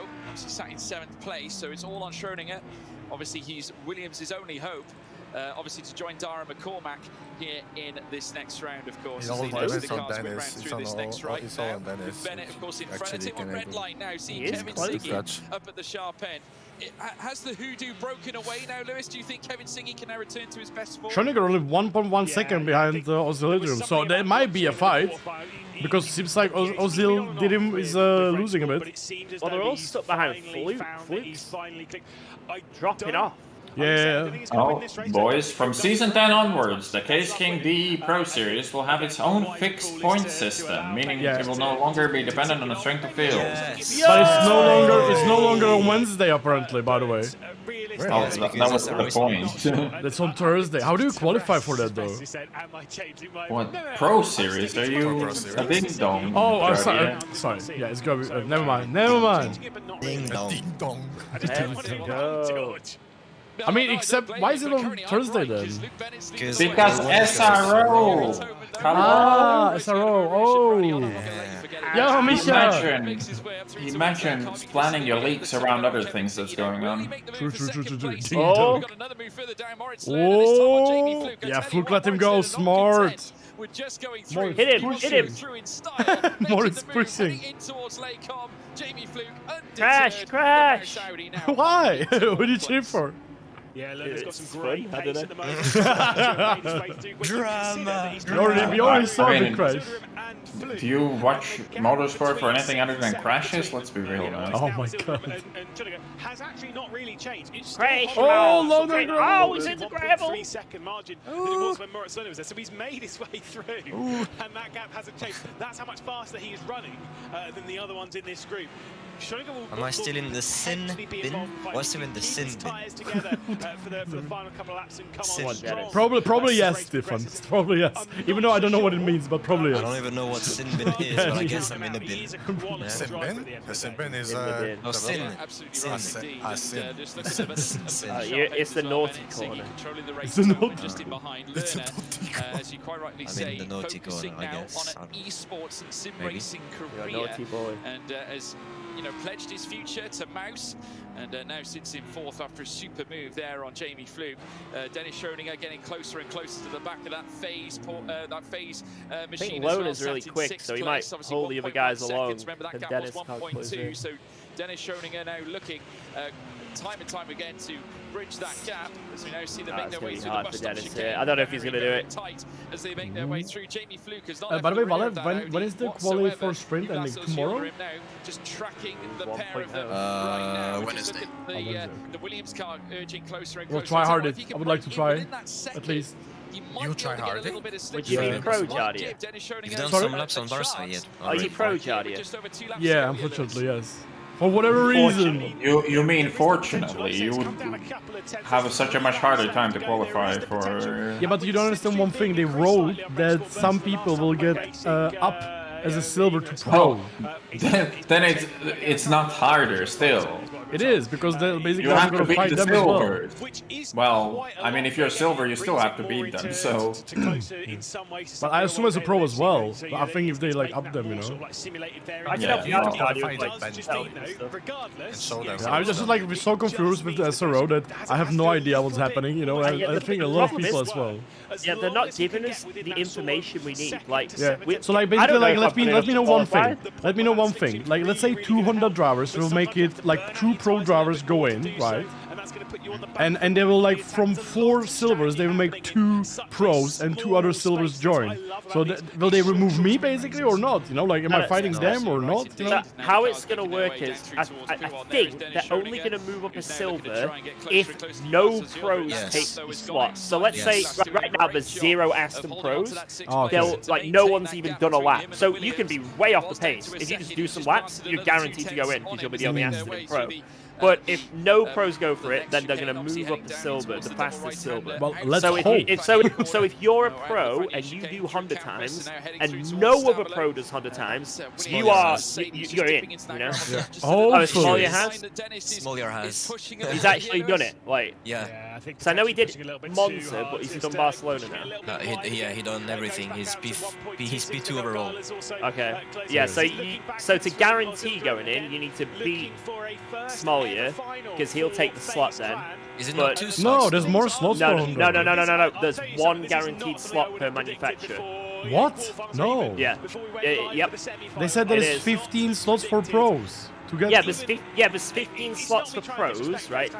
1 guaranteed per manufacturer. So because there's no OEM Honda, for example, the top Honda, let's say the Honda's like the worst car. The SRO is so stupid, man. Let's say the Honda is the worst car, and you know, there's no way you can get into the top 15 because you're the top Honda. You will make it through, right? So 1 car per manufacturer can make it through regardless of where they are on the leaderboard. I think there's 6 because, like, obviously, like the McLaren and a few others are taken. I think there's 6 where, as long as you're the top of that manufacturer, you make it through. And then there's 9 open slots. Well, so what does it mean for me if I don't beat Smollier in the for this quality? If you're behind Smollier, you're still in. Yeah, basically, you need to be to absolutely guarantee it. You need to be top 9 on the leaderboard in pro. But then you remove the people that are going to take the manufacturer slot. So the top Ferrari time, remove that because that's going to be a manufacturer slot. Remove the top Honda time. What the hell is this qualify? Why don't you just do like 52 slots and let people qualify or something, you know? Because then if there's one car that's massively OP, that's going to be the only car that qualifies. Imagine doing custom BOP! This is like, I'm so confused like with this because I still don't understand it. So some teams have taken OEM manufacturer slots, like Merc. I don't know what I don't know, but Merc, BMW, and a few others. But some of them haven't. For some reason, FDA haven't taken them. So for the teams, for the manufacturers where they haven't got OEM slots, they're still guaranteed 1 from the leaderboards. So you know, Ferrari haven't taken it, so there's 1 guaranteed Ferrari. As long as you're the top Ferrari, you make it no matter where it is on the leaderboard. So take away those. And then you've got to be 9th, top 9, because there'll be 9 slots left. To put it very simply, Jardier, if you want to take Honda, you got to be Smollier, more or less. And if you want to qualify, you just take the Bentley, because there's not a single Bentley time in pro. No, you don't need to beat Smollier. Smollier going to take the manufacturer slot, you know, the top, because he's the top Honda. Yeah. And then you just then need to be out of the remaining, take away the manufacturer slots, you need to be top 9. Because 6 of them are going to be manufacturer slots. But there is a very big problem, isn't there? Those Mercs are going to be very difficult to beat. Well, top 9 is... Yeah, the Mercs are going to take like, I think like 4 or 5. But I still don't understand why there's only 1 slot for Honda. Because they changed it. Yeah, last year it was 2, this year it's only 1. It basically opens up the open qualifying for whatever car you want. It opens more slots for that, because otherwise it would be only 4 and now it's 9. But I haven't read how many cars have what numbers. I only saw there's 15 slots for pros, and that was it. I didn't even like. It's in the post. Out of those 15 slots, 6 will be given to the fastest cars of the ones that weren't taken. So there's 9 open slots. Yeah, so out of the qualifiers, so the online leaderboards for Pro, if you are the top Porsche, Honda, Ferrari, Bentley, Audi or Aston, you are guaranteed to make it through no matter where you are on the leaderboard, as long as you are the top of that car. And then, so that's 6 of the open slots, and then the remaining 9 is just wherever you are on the leaderboard. Jesus Christ, it's so stupid! That is so stupid. Honestly, that's so stupid. It is weird, but that is just so stupid. Honestly, that's the worst ever thing I have ever seen in my life to qualify. Let's say you don't beat Smolya's times, right? As long as you're still in the top 9, excluding those top manufacturers I've just mentioned, you're fine. There's no way I'm gonna be top 9 among like 100 people, you know. In a Honda, no, it's only amongst pros. Ignore the silvers. There's only about 15 pros even qualifying. Trust me, in a Honda, you should definitely be able to do it, man. Like, make his way past Team Redline. Also, if it was the final, I think he would have tried a little harder. Guys, I feel like honestly the SRO esports sprint is the worst thing I've ever seen in my life for the past 2 years. By the way, GG, Luke Bennett, Siggy, Toman. Oh my god, that was crazy. My brain hurts now. Nothing really happened apart from nothing happened. Nothing was happening, but man, also FaZe got car in the finals. Good job, by the way. What a drive, guys. Ozilderim got a FaZe car into the final, which is gonna be, guys, in 20 minutes from now. That is mega drive. History made here in this semi-final. So if I look on the leaderboard now, so what do we got here? So the AMGs have their OEM slots, so they all have to. They have to qualify legitimately. So there's 4 of them. So there's 4 slots taken. Alex Smolya, he takes the manufacturer slot, so he doesn't count towards basically. Tauscher takes it, so he wouldn't count. Tinko would take it, so he doesn't count. So I would then be 5th on the leaderboard. And this is how it happened. The race down towards the first corner. It's weird. I feel like, honestly, in my opinion, what should be happening in SRO to make it fair and good for everybody, they should have, okay, you have 52 slots for each track, or 50 slots for each track. I would just put that you have, like, I don't know, 6 for Porsche, 6 for Ferrari, 6 for Aston, 6 for Bentley, whatever. So you reach, like, 50 cars, right? And then you just go who qualifies, it qualifies, you know? So you get, like, I don't know, 500 people is going to be qualifying. The same way you do for F1 esport or whatever, you know, like, it's just, like, to me, you know, in this is so confusing, first of all. It's also very unfair for a lot of people, probably. And it's also very, like, weird overall, like, you know, it's just, I don't know, it's so weird, in my opinion. Just having manufacturer slots just sucks, I think. Like, everyone should have to qualify. By the time they crossed the line, though, it was a victory for Bennett. Everyone should have to qualify, and then if you make it so there's, like, each car needs, like, 2 representations or 1 representation. Yeah.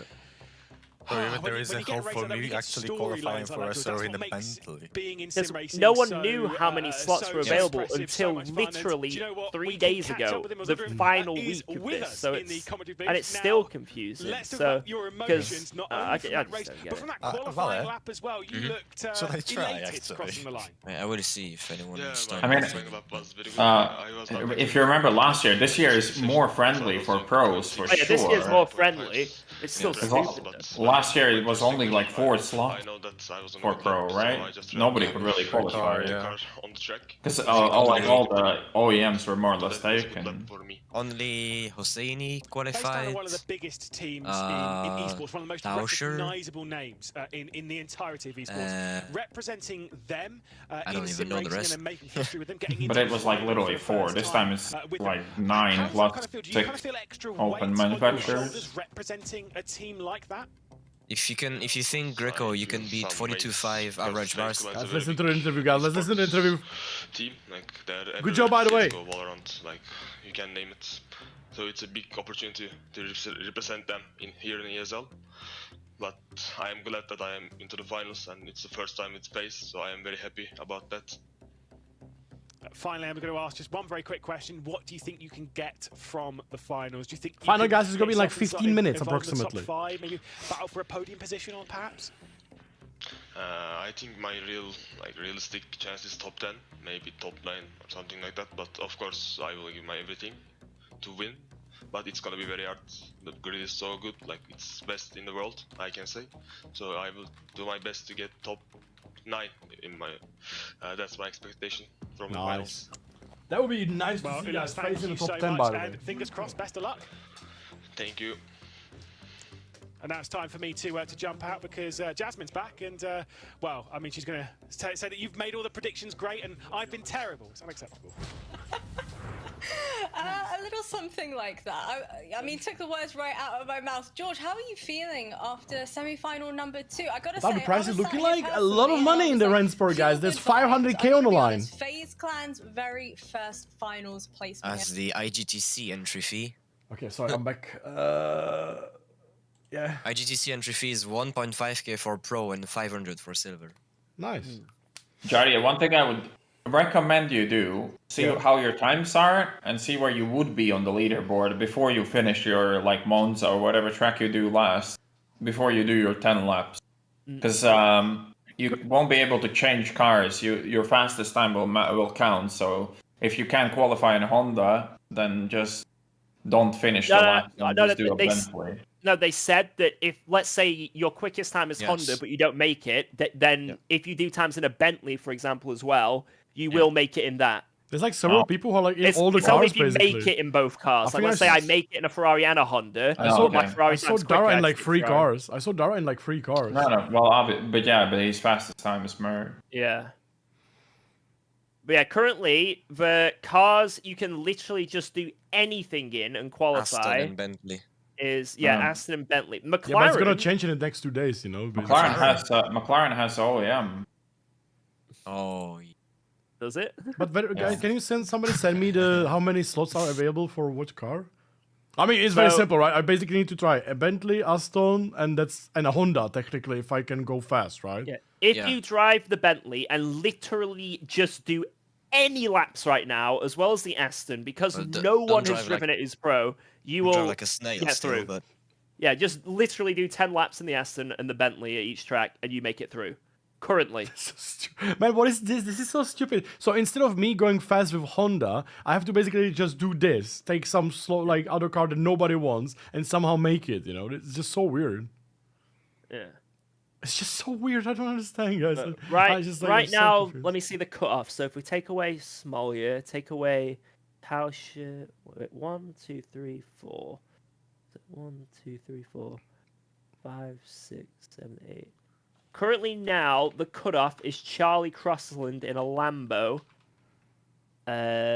You'd have to get an average better than 42.4 at Barcelona and 46.388 at Monza. I mean, in a Honda, my fastest lap I did was 42.0 so far on Barca. Yeah, so you can be 4 tenths quicker at Barcelona, and then at Monza, I mean, easily be able to get into the mid to low in the Honda. So you can definitely make it through. Like, if you get, let's say your average is like 42.0, 42.1 at Barcelona, and then your average at Monza is like 46.5, you'll make it through with like a tenth to spare. Oh my god. And the Lambo can't go that much quicker than that, to be honest. Like, so... I just feel like it's so confusing. Like, I mean, I understand it now what you mean, but I just feel like it's so stupid, you know? But why did you say... why did you say Charlie Crossland is the cutoff? You said top 9. Because if you take away the people that are going to take the car slot, you know, for being the top car, the OEM slot, Charlie Crossland is the cutoff. Oh, okay. Because like if you take away one, you know, the top Honda, Smolya, take away the top Porsche, Tauscher, Tinko the top Ferrari, and then the top Audi, then Charlie is the cutoff. Okay. Oh, okay. Now I understand. Okay, now I understand this. Okay. Oh my god! Like I need to try it. It is so stupid, right? I feel like what I'm gonna do is I'm gonna probably like try hard Honda tonight and tomorrow. Yeah. And then I will just to be safe, I will try hard like Bentley, for example, you know? Yeah. But if I look at the calendar, the Bentley is like a not good choice, you know? If you want to suffer less, go Aston. Yeah, probably. You also have to kind of keep in mind that it might be complete Yo, guessing Graham, game thank on what's you. going to be good where after the update. Yeah, exactly that, yeah. It's a slightly educated guess at very best. I also assume the first race that, I mean, is the on-site event, will be without custom BOP, right? Unless they give them early versions, but like who the hell is gonna do BOP? Because you can't give it to esports drivers because they No, there's no way. The first on-site event is 2 days after the release of the update. I mean, the update is probably gonna be ready a week before. Yeah, but not Yeah, but not many people will be having it, you know, to try hard BOP and such. Well, yeah, that's what I say. Like, they could give the organizers the version, but they are probably gonna be unable to do a good BOP anyways. Without the driver. Like, don't worry, Aris will do a great BOP this time. Mm-hmm. Guys, thank you so much, by the way, for smashing the likes. Guys, in 15 minutes, we're going to be watching the grand final. Sorry, I'm just putting my focus somewhere else now, but we're going to be watching the grand final. Don't worry, guys, don't worry. Just now taking like a little bit me time, because it's very important for me as well, the SRO esport, you know? So, yeah, like doing all the stuff all together. I still think this could be organized like much better, you know? Like, much better.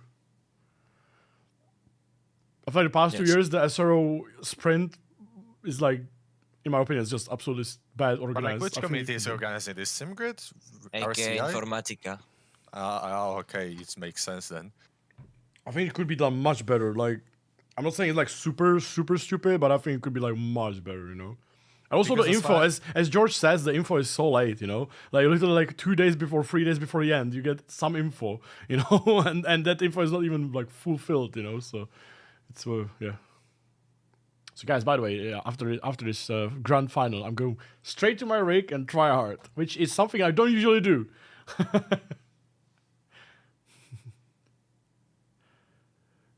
Uzabe, thank you, by the way. Thank you very much. It's going to be crazy, guys. Who do you think will win the final race? I think Yuji Toman is going to be looking really strong. And then I think Bennett and Kevin Siggy so far looked very strong. And Nils, obviously. So I think it's going to be really interesting. Yeah, but there's also the OM thing, as George was saying. There's basically the manufacturer has some team, like let's say Mercedes has Mercedes eSport, and they can get like 2 slots and such. So it's basically making different slots for the other cars and so on, so on, so on. Ferrari and so on. So it's just confusing. For example, George, right? George don't have to qualify because he's going to be driving McLaren, right? Yes. Criminal scum. He loves it. Yeah, Chris, so far my fastest lap time is exactly the same as Moliar, so I'm actually Loves happy. it. Anybody else gonna be tryharding a bit after this? I might try to improve Monza a bit, maybe. I don't know why my time is not updated yet. Also, Vala, I send you the replay. Do I need to send it somewhere as well, or? No, just wait now. If they They're ask? gonna ask. They're gonna, yeah, okay. they're gonna ask. That's what I thought, yeah. Oh, thank you, Omi. Yeah, that was great. I mean, I practiced very hard for that race. I mean, I don't see myself losing 5 spots in one day. Yeah. I think you should just probably just like look at the times and maybe just try to improve if you need, you know. Yeah. Steal the glory. Because I'm P13 silver Bonito's gonna steal the glory, guys. Nice. What car are you trying to qualify? Ferrari? Yeah. Nice. I also have a Honda, but I went faster with Ferrari because I didn't drive Honda as much.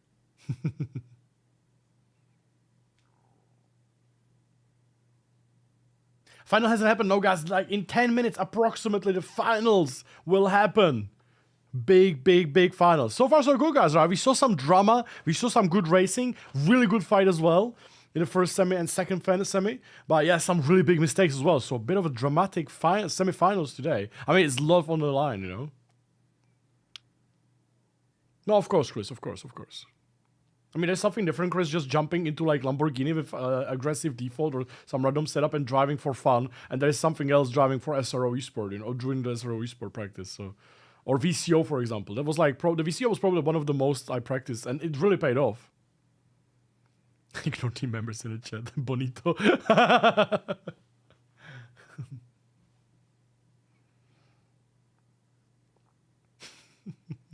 This is funny actually when they have fault drivers and they're asking them questions and they're pointing who's like. It would be so, you know it would be so funny.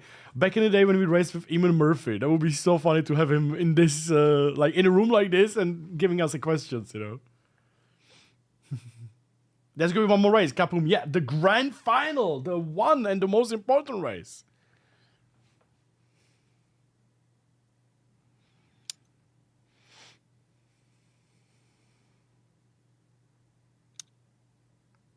It's like the only thing I just don't like about the SRO Esports guys, if you just like bear with me, that like I think it was like a first season or a second season or something. It was literally you had 4 slots for Ferrari, 4 slots for BMW, 4 slots for Porsche, and you knew that you have to beat every other driver to be in the top 4, you know? And that was it. That was very simple, you know? Or 2 years ago. Yeah, 2 years ago, yeah. But now it's like, okay, one car, you have only one, then you have like 3, and then you have that, and you can't even do this car because everybody took it already from the manufacturer. So it's like really, really confusing, you know? So it's like weird. Then you have also Silver and Pro. So basically you have 50, 40, 50 slots on the grid, maybe less. But you also, they give you license, so you're like a Pro. And then, there's some Silver drivers who are like way faster than some of the pros, you know? So it's like, that's why I don't like it that much. I'm actually really afraid, Valle, if our team gets promoted in endurance to Pro. No, because there's no spots for Ferrari. Yeah, I really hope it's not gonna happen because that would really suck. Yeah, but there's no spots for Ferrari. It suck? Well, because we would get promoted to Pro, you know? And why would that suck? But because we want to win the silver as the silver drivers. Because like literally half of our team who's gonna be driving is gonna be silver, you know? Basically only me is gonna be only Pro. Basically if Sean will drive, he's also silver, so you guys are all 3 silver. And Angel, I think, is Pro now as well. Because he did one race. He did one race in SRO Esports Endurance, and he got promoted to Pro, you know? Alric says, you will get promoted to Pro regardless. Oh, wow, that's great. I don't understand. Then I don't understand SRO Esports at all. Because then why do you do Pro and Silver? What decides if you are Silver or Pro in the end? You know? Because there are some really fast people in Silver who are Silver, same in the sprint and that. And then like you have some slower drivers in the Pro, for example me, who are in the Pro, and so on, so on. It's like how does it actually work? Like that's just like is that like admin is like, oh, this guy is like too fast, he's Pro, this guy is nice guy, you know? Hello, it's based on previous SROs. Like I've never done SRO, you clearly have. Yeah, but why is sprint connected with the endurance then? I mean, it's SRO. Same organization, right? Yeah, no, but it's completely different race. You know, that's a single race. But that's how it works in real life as well. Like it's your driver license, not. Yeah, but in real life, you get your license by your pace. Literally. I mean, pace and experience. Yes. So, for example, that's why you are in Pro. Yeah, and that's why I'm in Silver. I have 0 experience and 0 pace. Yeah, but I still think it's like I don't know. I just feel like it's very wrong done, you know, in the end. Hello. I think everybody should be like in the same class in SRO.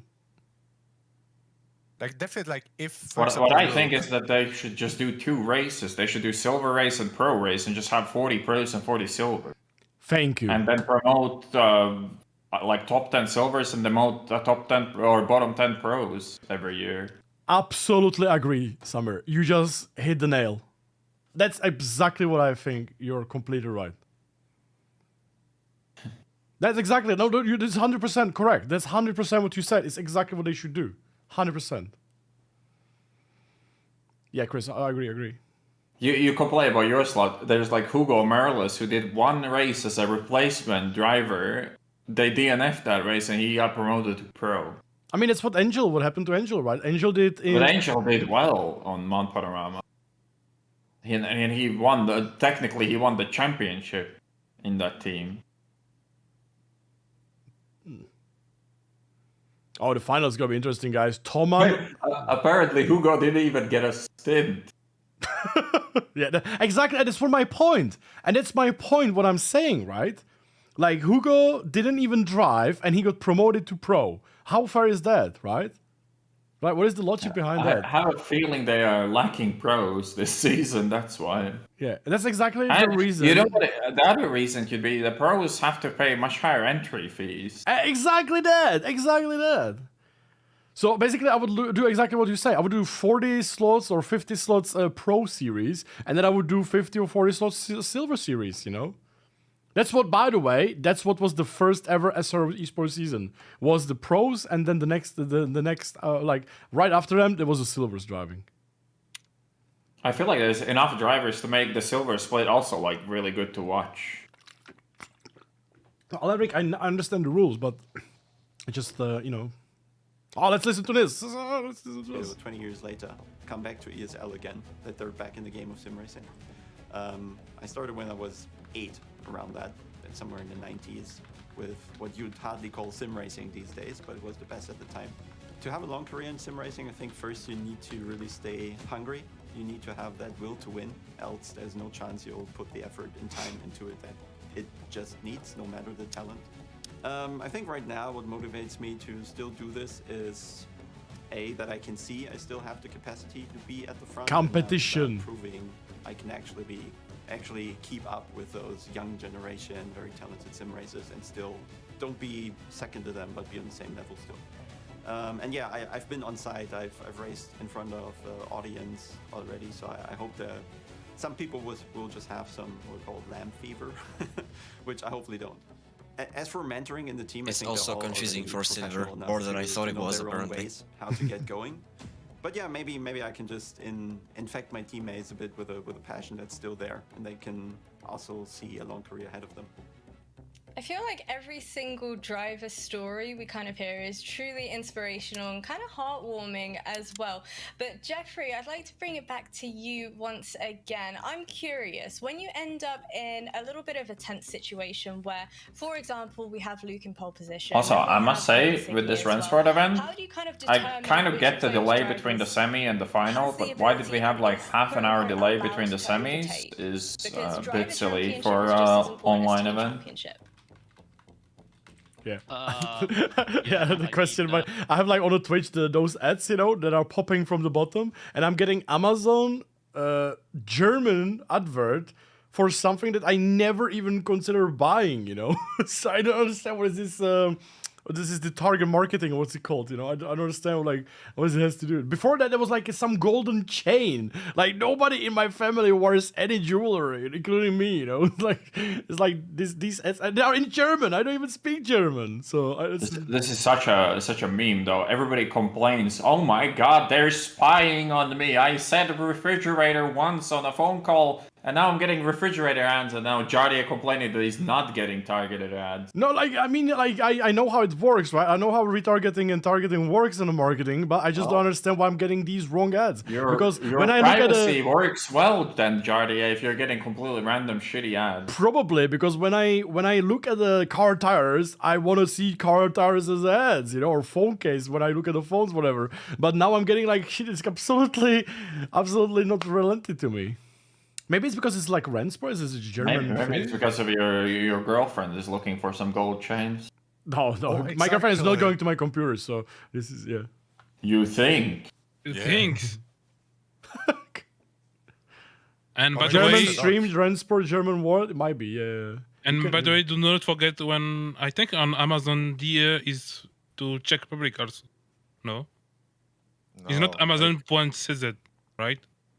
There is a CZ. True, that's actually true. Yeah, we are. No, they are not CZ. It's DE. Yeah, we are using German Amazon, but then Czech. Yes. Well, at least you're not. At least I'm not getting porn ads. That might be actually weird. I don't think it's possible on regular internet, right? Try it then.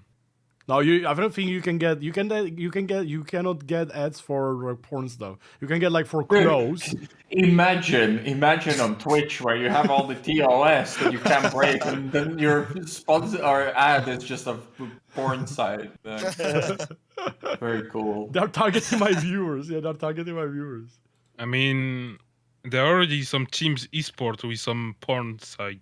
So what I get all the time now is like my girlfriend was searching for like a bras or something, and now on our Czech website where we have like a newsletters, I always get like there are like ladies with the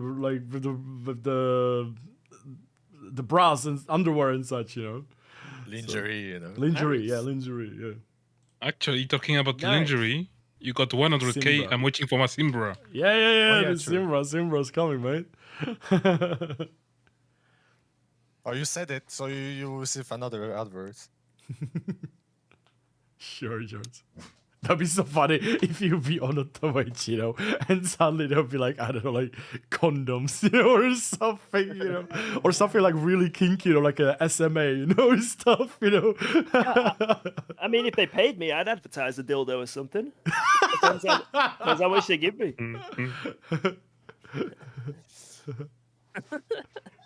June does. Yes, June, yes. Now I'm getting like all the ads for the stuff for dog into the car, you know, like the blankets and stuff for the dog in the car, you know, because I was searching for that. I like those targeted marketings. Retargeting. Clip that from George. Yeah, guys, yeah, use that on George. The kinky George, guys. Everyone always talks about internet online protection, but no, it doesn't matter. I'm not gonna say. Like imagine streaming on Twitch and then someone sends a picture of Isaac, you know. Hi. Oh my. IP condoms. It's like a VPN for your. Man, I wonder how. I would love to have a NordVPN cooperation. I wonder how much they pay. Is that everywhere, right? NordVPN and such. I never got a message from them. I don't think I'm a good seller because I don't market too many things on my channel. For silver class, instead of eliminate. So currently in silver class, as an example, we are missing 3 manufacturers in the top 24. So the way they would have done it last year would have been eliminating the slowest 3 drivers from the top 24 if this car is already occupied within the top 24. Mm-hmm. And they would have filled in those 3 slots with the Bentley, the BMW, and the Aston. But this year they're counting the positions in a different way. Instead of doing that, there's 10 manufacturers, so they're taking the fastest of each manufacturer first, and then it's the fastest 14 guys behind that. I mean, hashtag logic, you know. How much easier would that be? Does that make any difference, really? No, it doesn't make any difference from last year. It just makes it more complicated to understand. But like, would it ever practically make any difference? No, Not because really. the way the positions are, like, it literally makes no difference. It makes no difference, but it's just more complicated to understand, basically. If it makes no difference, how it can be more complicated? Well, because instead of eliminating the slowest 3, and then putting those missing 3 cars. Well, it's still gonna be like that, though. Sort of. Because but they can't eliminate the fastest of any car. They can't eliminate those anyway, so it makes literally no difference. Anybody knows how long is the final race, by the way? Is it also 7 laps or is it longer? 7 laps. Also 7 laps. Woo. I see. I don't know, man. It's like if you listen to what the guys are talking about, this is absolutely crazy, SRO, man. It also makes you not like just not participate, you know, like not even try. It's not worth it in the end, you know, because like you're like just so little. It's like having F1 esport, and you would have only one slot instead of like 20, you know? Why we're taking Hondas? Where, Charlie? What else to take, Charlie? What else? Bentley? For SRO. We are not taking Hondas for SRO.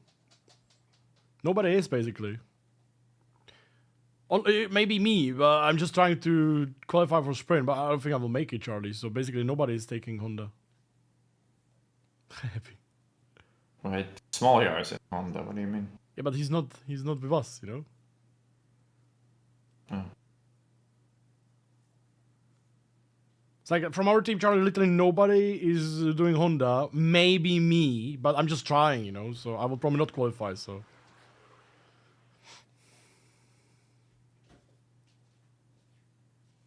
Oh, let's go, T down the goal. Let's go. Guys, 7-lap sprint for the final race. That is gonna be crazy. I'm so curious. I think the quali is gonna be mental. Because Nils, the Luke Bennett, you know, Kevin Siggy, the Eugene Thoman, everybody has been super, super close. And as we saw, especially in the semifinal 1, we had like 6 drivers in under a 10th. So I think the Rennsport final race now, which is upcoming now, is gonna be crazy. Such a dumb format, SRO smooth brain. Charlie, absolutely agree. That's why I'm ranting for like past 30 minutes. That I think is literally for the past 2 years, the format for SRO is absolutely the worst I've ever seen for any esports stuff. And Summer literally nailed it perfectly. He said, make 50 slots for SRO Pro and 50 slots for SRO Silver. Make 2 different races, you know, as it was in the first season. Boom, fixed. Everything is fine. Then people have to qualify for each car. Done, you know, perfect, easy, you know. But yeah, easy is probably too easy.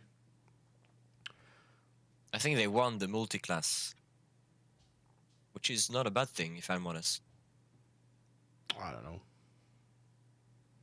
But I don't think it is. I don't think it's good. I don't agree. It's good in a way because like you will have like 25 pro drivers and you basically like half the grid and then you mix it up and mix it up. So imagine Valle, you're gonna be driving on P10 and you're gonna be stuck behind silver driver and you're gonna get pissed because you're stuck behind silver driver who has basically nothing to do with you in that race. Yeah, so he's just Silver's driver is smart, which is not often the case. That's not gonna happen. That's not gonna happen. That's not gonna happen. Because he wants you behind as well. Yes, he wants you to be there, to be a roadblock. Yeah, so technically, it's literally just racing against each other anyway, but not against each other. So you're gonna be either in a way, you know. So if you would like separate that, it would be so much easier. And also 50 silvers and 50 pros will basically mean double the entry fees and double the cash prize. I think for endurance, the silver pro format is fine, but for sprints, no. Yeah, I agree. I have a question about the SR Sprint. Don't tell me like the 10 overcast will be not the same. What? Like is one car pro, right? In on brand, right? But after the qualification, it's not like 15 Ferrari. It can be if they're the fastest, but none of the quali tracks allowed for that. But technically they can, but it's not gonna be like that. It's gonna be a lot of mercs in pro. Yeah. Here we go, finally. All right, let's go, boys. The final happening.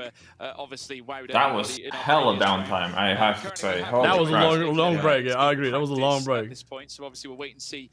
Guys, by the way, thank you so much for leaving like. Let's go for the final race of today. This is not even a quality. Oh, this is free practice. Yeah, this is warm up before the quality, but it's gonna be in a second. It's gonna be in a second. Guys, who do you think is gonna win? Who do you think is gonna win? The Czech driver. Our previous semi-final round. I don't think Easy Toman will beat the BMWs. I think the BMWs are faster.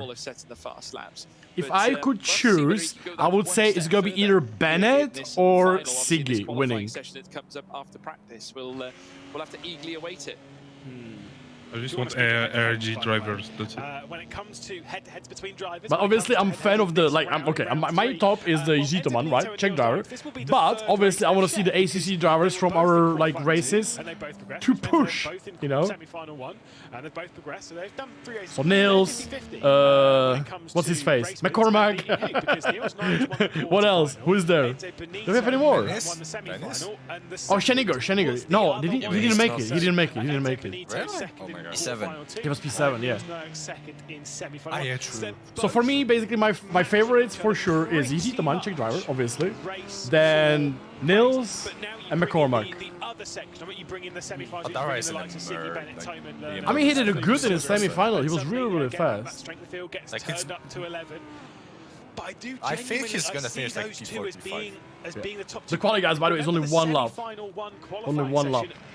Apart from there, yes, now Yeah, Shinchik is super fast. Shinchik is super fast. But Yzitoman is leading the championship most likely right now because of yeah, that's true. I think as a Rogers not making it in the finals. Charlie Chadland. But like if possible, like make the commercials like less, shorter, but make the quali longer. No, it's one lap. Quali is good. That's what we like. They should take 2 laps, I think. No, this is ACC. Hey, the tires are okay. I mean, watch Q3 from Formula 1. They are making 2 laps, mostly. Yeah, but In real life, they also have 2 laps in Super Bowl. I think 2 laps would be fine, because it's also like, if you have a street quali, it's almost GG. There's so rarely when you can recover from a bad quali lap. Man, I think it's going to be so close, guys, in the final. It's going to be so close. Look how many BMWs. 1, 2, 3, 4, 5, 6. 6 BMWs. Half a grid. Audi top 3, yeah, in the points. But the championship leader, Joshua Rogers, is in a Porsche, but he didn't make it. So, yeah. Wait, the first round wasn't the OG track? I don't remember. No, the Audis were real fast in the first round. Yeah, that's what I'm just saying. Compared to now. There were 8 Audis in the final in the first one, but they adjusted the BOP slightly. Yeah, no, it's Beamer. You can see the MG being a little bit faster than it was before. Like, literally McCormack did 0.4 in the quali, right? Yeah, he was literally on pace. And Ulas Ozyildirim, who of course now marks FaZe Clan's first final in the history of ESL R1 and in the history of it taking part in sim racing as well. With Keiki Oliveira. Guys, who in the chat, who do you cheer for, by the way? Who do you cheer for? Double duo for Team Furia. And by the way, 3 red line cars. 3 red line cars, 2 RAG. Damn. And that's still 1 FaZe. It's unbelievable. One most. I just think a driver that comes in, he hasn't raced on these grids before, yet he can turn up here and enlist his first final in his first appearance.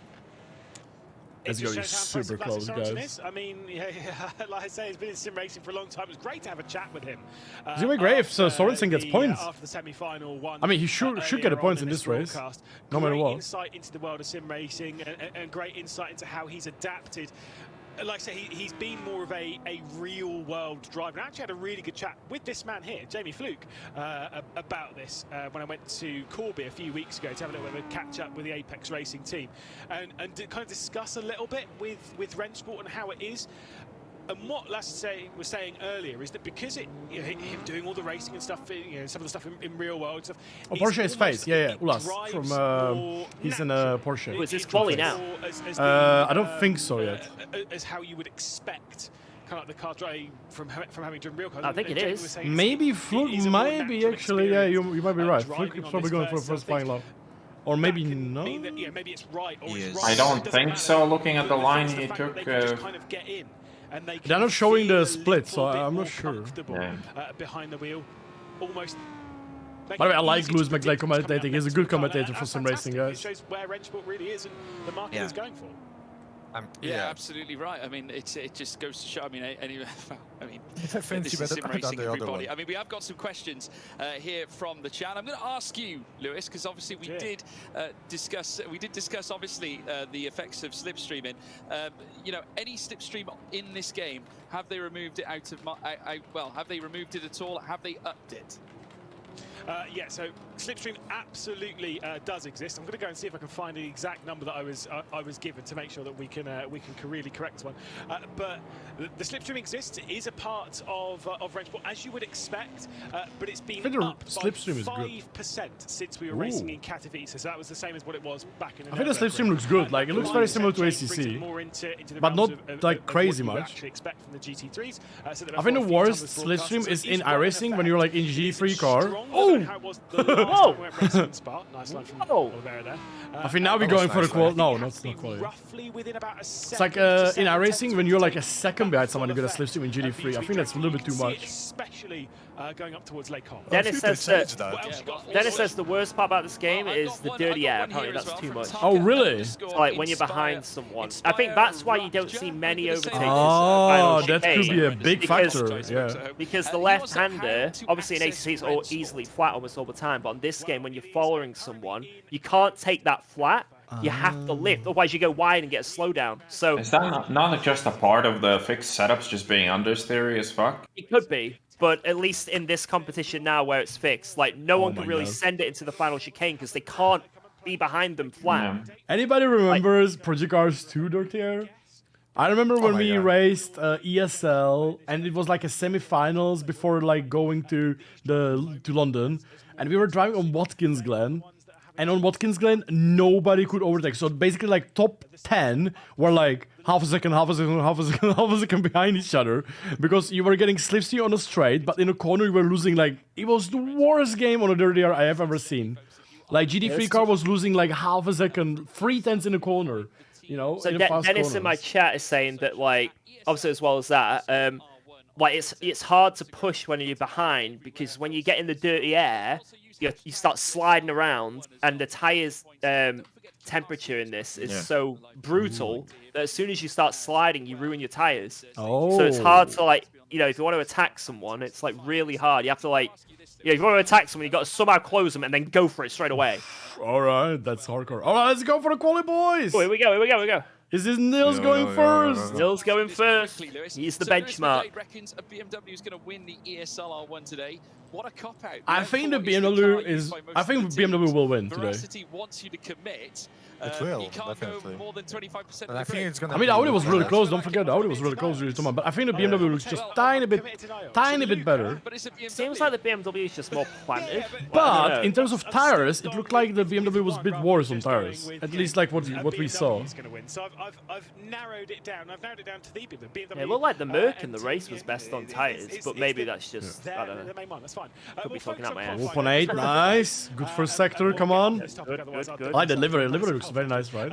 Niox in the first sector. It's looking pretty tidy. 38.8 in that first. It's about 10 slower than where we'd expect. I think the BMW comes out a little bit stronger. Best time so far was a 0.3. Yeah, high 0.3 was the best so far from Bennett. Yeah. But I know that these drivers, some of them are doing like 0.1s, 0.2s as their PBs in practice. So that is mental. It's gonna be interesting. I mean, it's one lap, right? Like, it's one lap. You can't afford any mistake, you know? And it's still extremely close. To beat. Of course, that has been generally the time we've seen up at the Shark. Okay, Dennis. We know that 2:14.3s are indeed possible. Nils Niox, the first man who's going to set the time here in qualifying. It's going to be the middle sector. Pretty sharp so far. Heads through the next chicane. So far looking good. Farnier down through towards Campus Corner. Double right-hander in front of him as well. You'll have Stavolo heading out of Campus as well. Was that too wide or was that... 0.6 middle sector! A low 0.6. This is a crazy lap. That was so far the fastest we have seen in the middle sector. This could be a point... It should be a 0.3 unless... He might have sacrificed the exit there. Yeah. Depending how crucial that gravel was. Niox up towards the final complex. Let's see. Can he make his way into the 2-minute 13s? Slams over the curve on the first part, moves it just past the curve. What's it gonna be? Is it gonna be 0.3? Is he happy or is he still pretty, average about it? I think he should be. Oh, 0.4! Yeah, I think he did did sacrifice that last. Yeah, but that was good. It was still good. Oliveira 0.7 in the middle as well. That's really good. Let's see what's gonna be. Oliveira did very good. 0.5. Nice. I think 0.4, like mid 0.4 is good. Like that's good chance, you know, to make it top 6. But now it's all about the win now. Phantom, I don't want any yoga man. Oh, really bad middle sector, Shinchik. Yeah. I think I'll slow down. No, Shinchik, really? Yeah. He's P3 in the championship, isn't he? Oh, wow. Oh, middle sector really bad, though. We are definitely going to get a new championship leader after this race. It is no longer going to be Josh Rogers after being knocked out. Someone in this race will take 5 Nils so far the fastest. Man, since like Moritz really made bad. Oh, Toma, look at the sectors. Oh, that first sector was great. Come on, Chick Power. Audi's good in the last sector as well. Yeah, come on, Chick Power. Come on. 40 by 3. Yes. Yeah. Oh, there it is. Let's go. So far, wow. Well, very tail happy as well for Unas Azilrim. Stunning lap though from Yuri Toman, though, as the Porsche. Oh, he's shaking. Yeah, he's not happy. Did he invalidate it? Yeah. It certainly will be enough to jump Marcel Chinchik, but only a 2:14.664. Jamie Fluke. It wasn't too bad, 14.6. The graphic below is too far behind. Yeah.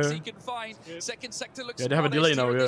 Good. Check Jardier so far provisional pole. 14.5. Yeah, lost out. Oh, come on, Dara. Holy crap. Look at those sectors. Come on, Dara. Come on, Dara. Come on. Oh, my God. Yes. Yes. Come on, Dara. Hell, let's go. Wow.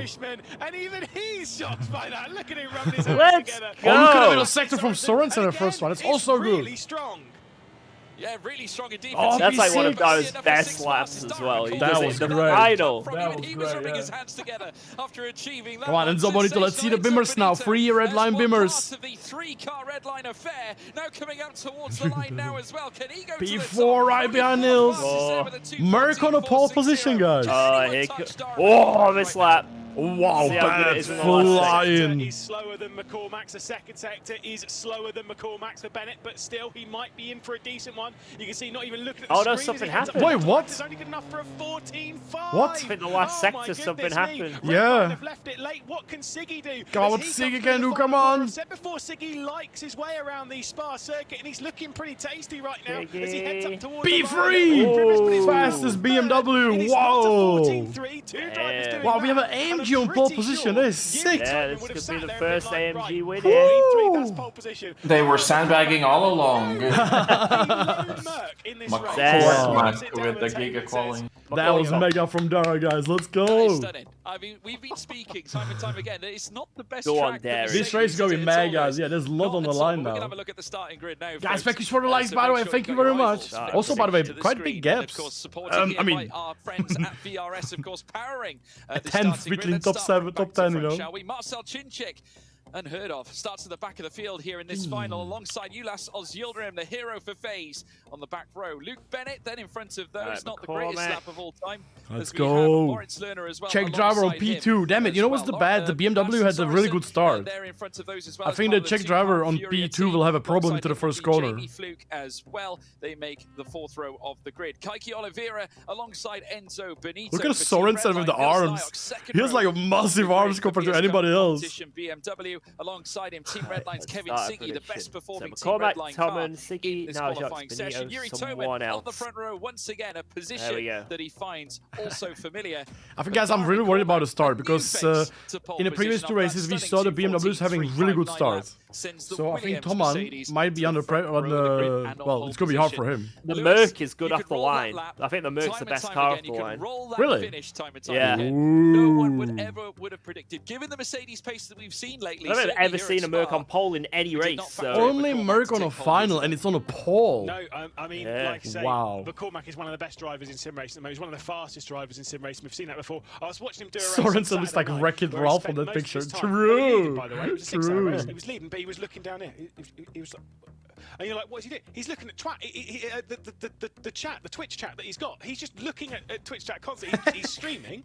How relaxed are you? Doing a lap around a circuit, or laps and laps and laps in a race, and he's so relaxed. Yeah, I wonder how it feels, driving fast and leading chat. Must be so weird, George. And stuff like that on the grid. He's still just that relaxed. I mean, again, when you put laps like that onto the board, it just shows how. I wonder how they do it, guys. I wonder how they do it. He's pretty handy. See what we can do in the race, though. Race and qualifying, two very, very different things. But when you see Williams doing so well in the Mercedes car itself, Lewis, if you're the Mercedes AMG team, who unfortunately lost the likes of Marco Pajic in our previous round, of course he was a sole representative in the semi-final, are you kicking yourself a little bit as to how we can't get the same performance out of our Merc? Yeah, I mean, to be fair, there are other teams that can be like that. Porsche Commander as well, and yet there is a Porsche in this. Do you think Dara's going to win? FaZe Clan, who Lassell Zilderim I mean, he's got a massive chance. I think I have a massive chance because I have a feeling that Bennett versus Toman is going to be a big fight on the first lap. Into the semis. And, well, I think Toman's going to think about the championship here because he can make a big gap. So he might be a bit cautious and just think, I'll just take whatever. Sometimes how it goes. Yeah, you just have to sit at it, look at the positives, and think, hey, look. Oh my god, my chat's going at me, you bastards, guys. Question, can Dara even pull away on lap 1 on the straight with them? Something, that's for sure. But we're going to be very shortly heading down. Bro, I got murdered by my chat. I got murdered by my chat. I said driving fast and reading chat. Are you sure about that? Ayo!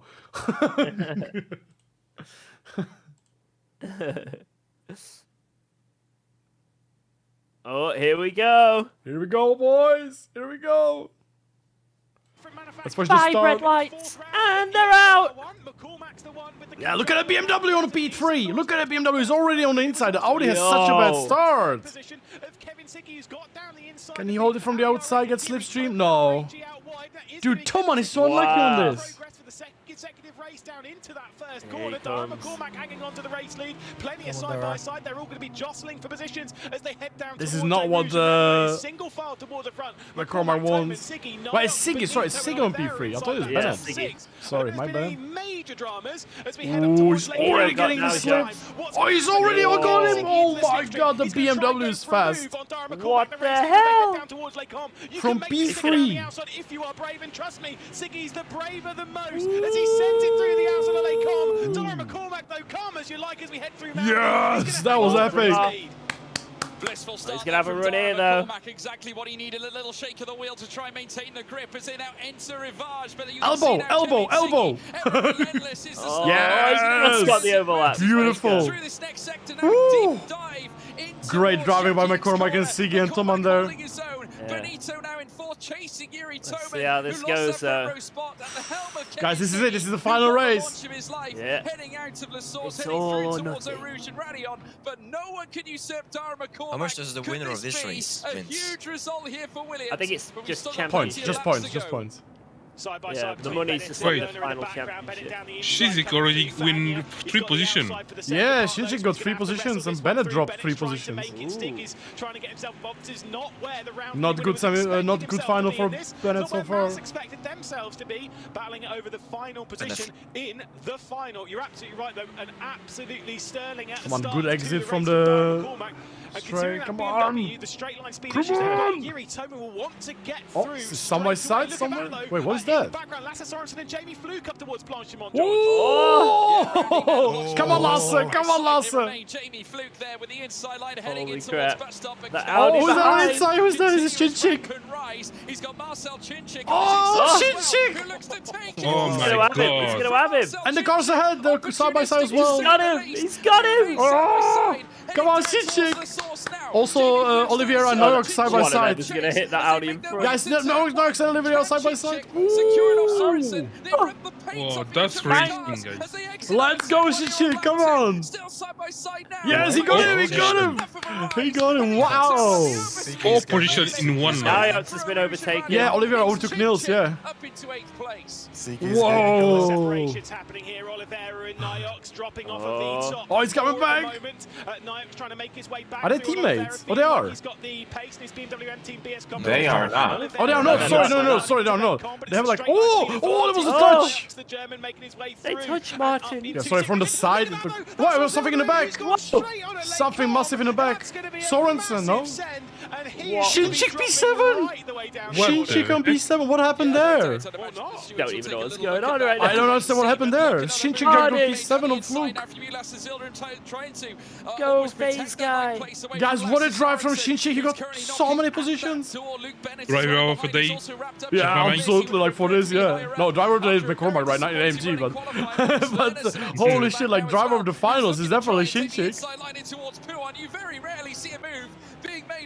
Man, the Porsche, the face driver from Turkey is driving fantastic as well. Doing a sterling job to keep him at bay as they now head through now towards the Lighthearted chicane. There is Ulas. Did something happen between Fluke and Sorensen? Because like Lasse lost 2 positions and Fluke lost position to Shinchik. Yeah, it was like 3-4 wide, right? Into the Lacombe. Of a second, very minimal here at this point. What an action, guys! It could tee up a potential move. I think it's because of like contracts and stuff, like Williams, Mercedes. I don't know. Incredible final we've got going on here. There's just constant racing. Let's go to see what's happening when the tires in the top 3, though. I'm curious. Again, it's just a 5% switch on the slipstream, and yet suddenly everyone's at each other's throats at the moment through this race. Ulas Zilderim, who's questionably in 9th position at the moment. He clearly went straight over at Lacombe and then rejoined it and hangs on to the position. That was amazing. Right, look at him. He's going to get P6 now. Is he? Oh, he is! Yeah, Shinchik is right on Oliveira. Dude, is Shinchik... I mean, he's P3 in the championship for a reason. Check his hard drive. Check his hard drive. 12th and 11th. Looking to try and change his fortunes now and seemingly... Did he start P11? Did Shinchik start P11 or P12? P11, right? 12, he did validate it, right? Yeah. Heading out of Eau Rouge and very shortly. Sorry, Toman is catching on Siggy a bit, yeah. He's a 10th behind now. Come on, Yirko, come on! Shinchik side by side, he goes slipstream. Show us! Shinchik made it! Shinchik is P6! Yo! Dude, he overtook half of the field. How? Qualified for the next round. Dude, what a drive! This guy is a crack. Dude, Shinchik absolutely flying, guys. What a legend. That's the most overtakes we saw so far in any race. I'm very curious. I'm curious about the tires. How it's gonna look with the tires. I would love to see his PLV. Yeah, right, the onboard. Surely, 130, 141, maybe even higher, maybe even closer to like the 170s. And you think that's full on like cardiovascular exercise. What a driving, guys, from Shinchik. What a race. The Mad Hungarian. Not from what you're doing behind the wheel, that's all coming from what you're doing in your mind, how much focus you're applying on this. It is a completely... Thank you so much, guys, for leaving a like, by the way. When you are at this point, when you are focused on the race, their heart rates will be through the There's no McLaren yet in the game, guys. No. It certainly does, and whatever you've done in the quarterfinal, whatever you did in the semi-final, the final is the great equalizer. You might as well forget what happened in the semi-final. Yeah, Nils is a little bit catching Bonito now. Forget your wins, forget your podiums, a little bit, yeah. But Shinchik is catching Nils, by the way. He's absolutely flying. Maybe he's destroying his tires. Yeah, maybe they are saving tires, right, or something, and he's not. That could be a factor. Because the speed difference of him is insane. To that list as well. Will Yuri Toman join it finally? Of course, he's been in the frame. Oh, this is gonna be close. This is gonna be like Toman is right on him now. Yet another podium to that Siggy's actually super close to Dara, so as well, yeah. Like Dara really needs Toman to fight with Siggy. This could be 3 wide. To the front end. Oh, he's 1/10 behind. Toman is gonna have a run. He's a 10th behind. Look at this. But just look at Yuri Toman. Come on, chick driver boy! Oh, no Bob Ruff Tink. Dara's licking his lips. Oh, he backed off. Smart chick driver. Does not do so. McCormack's going to hang on for the Mercedes Williams eSports team. Shinchik already half a second behind Nils. Wow. Benito, 1.3 seconds maybe at that point you bump draft, because if you're in P3... I mean, can you bump draft in this game? I mean, I haven't seen anyone doing it yet. Yeah. I literally haven't seen anyone doing bump draft, so... If you're not going to get the run, then you need to make something happen in front of you, I mean, as you can see, they can bump, but I literally haven't seen anyone doing bump drafting. Maybe it's too much momentum loss or something. Yeah, maybe. Or maybe the netcode is dangerous, you know? Like yeah. On the inside. Ooh, Soren's MP9. Look at that speed in that BMW against the Audi R8 as they now will their way through this next straight. There you can see. Man, what a great fight for last position. Trying to keep the red line at bay. Getting Luke Bennett, spicy. of course, the winner of the final at the Nürburgring Ring, not to mention a winner in our previous semi-final here tonight as well. Relentlessly trying to march his way through the field. At the end of the day, folks, This is amazing to watch, guys. it could be Top the four difference are between Yeah, Bonito is right behind Toman now. Look at this. He's 2 tenths behind him. big results at the end of the season. Money on the line. They all want a piece of that grand prize, and you've got to It's get like Shinchik losing a little bit of time now. Maybe he killed his stars. Certainly so. 3 laps left to go in He's this losing on race. nils. Again, we're destined Oh, surely look for at a the new top champion figure 4. at the moment. I believe it'll be this man here, Yuri Toman, who'll be taking over Come on, Yurko! the title race. And Jake Driver in a red line sandwich. Halfway through ESLR1. Obviously, we had the 2 rounds back in Katowice. We had the online round a few weeks ago. We've got this one here. It's a championship tennis, so this is just like one round of it. But the winner gets, I think, 45k. Here on Rennsport, and at the moment of all of these, the one that looks the most Of the championship, not of the race. is Kevin Yeah. Siggy. So He currently looks like he's the one Toman, that's who's in leading at the P3, moment. it's looking like he's going to be the new championship leader. Yeah, if he finishes like this, he will be the new leader. Yeah. Yeah. Shinchik is going to be probably second, and I don't know what's going to be P3. Maybe Roger's still P3. I don't think so. Oh, come on! Oh, is that? He is bump drafting, I think. Was he right? It looked like it, yeah. Yeah. Who holds on to the advantage. Oh, that would be so sick. But if there would be ACC, I would bump off 100%, you know? I mean, that could have there could be several reasons probably behind spin that as another well. car. Because bear in mind, they might want to Ayo, come on. I never spun anyone by bump to the last drafting. lap of the race. Maybe that is when Yuri Toman goes full squeeze. Maybe Almost wait killed Mabix until though maybe once. a couple of laps before. Give himself a chance. Man, not just the take Turkish P2, face driver is driving but also P1 fantastic and this the final win so far. here in this But final. Sorensen is catching on him. I wish you could see Yuri Toman's wheel, by the And way. also don't forget because that in it's, Rennsport there is it's no cool to see damage the wheel. It's generally for because now. how close he sits So you can to pump the wheel. draft, He is like, right without next any to he is penalty. right next to the wheel is Yuri Toman. But that is what it is as he continues on. I think you're absolutely right. If we compare it back to Come on, ESLR push. round 1 where we were racing. It's only 2 laps to go. Yurko, come on. Maybe Toman is going to just make it safe, you know? Attacking for the race lead. You're not allowed to overtake if you cut a rouge. So I guess you don't get a slowdown, but you're just not allowed to take advantage of it. So sometimes when they don't go for the move when you think they should, it's because they're not allowed. It's not because they're safe, it's because they're not allowed. Yeah, very patient, almost like a boxer. I think if I am Toman, I will try in the last lap. Then go full attack towards the end. There you can see Kevin Siggy in the bottom left of your screen. And looking to try and fend off the approaches of Yuri that was Toman, me, but not only Mash. that, potentially be on the cusp of winning his That was very Vala, yeah. first that was race. That was Vala. And if it carries on the way it's Because going as I well, had we will be basically crowning nowhere to a go. new final winner. Oh, there was a And contact! a little adjustment there from Kevin Siggy as Yuri Toman They've might have touched caught him by Martin. surprise Wait, who touched as they make who? their way down through. Now, is Did that a Toman team touch the Siggy? to bring I think Benito so. into the fight? Look at Oh this shit, now. that's great for Dara! That's exactly what he It's needs! towards turn 1. It's now kicking off here in Spa. He's got him! He's got him! Yeah, but a slipstream, the BMW was so strong in the slipstream. He's gonna coming back. Come on! Yuri Toman now. Yuri Toman! He's trying to Whoa, what the hell? Kevin Siggy coming back That was wild, what the fuck? crest here at Rouge. Why did he do that? Why did he not back off, right? Dara has a 1 second gap right now. Look at a BMW in a slipstream. What is this car? He maybe got a bump draft from his teammate? No, he was far behind. Maybe that's because he bumped drafted and George was right. Did you lose momentum? Siggy is not happy, so I assume there was that was definitely a top, right? Yeah. I mean, it was small top, so... give up 1 position. Oh, Ulas have to give 1 position. Oh, That so penalty is so bad. Yeah. Just give it 1 position, yeah? Just random position. Oh, you killed someone. Oh, just give up random position. No, he overtook someone off the track. So have to give Oh, we saw this in the first round. They just gave this one position penalty for people for like cutting the track. Oh, okay.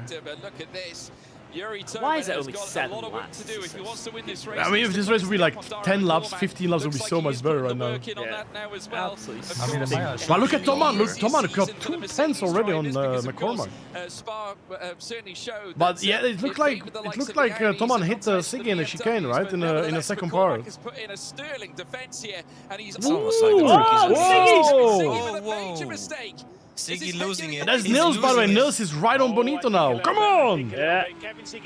And by the way, Shinchik right there as well. Dude, all this wobble, all that terrible exit, and he didn't actually get caught at all. Yeah. I mean, he lost though, but... when it comes to touring car racing, I've seen it my fair share. Kevin Siggy just stepping over the line ever so slightly and just pushing it to its very, very limit. Like so, I don't know, Nils. I mean, we see them right there. It seems to be between 2 drivers, Dara McCormack and Yuri Toman, as we head onto the final lap of the race. Man, if there would be like 2-3 more laps, I think Toman could have got him. Seems like Toman has a really good pace. They need to make the finals like 10 laps. Yeah, I would make like why the semi-final and such is so short, right? Like making one the final. overtake and then that's it. You know, Yeah, you're never yeah. gonna. I would definitely the final race make longer. Oh no, something happened to Sorensen. He was P8, now he's last. Oh, what's this? Oh my god. Get a bump grab. Oh, he's got lift. getting closer behind him as chilling. well as his Yeah, teammate yeah. Victor Benito. Lasse Sorensen receiving a 4-speed limit.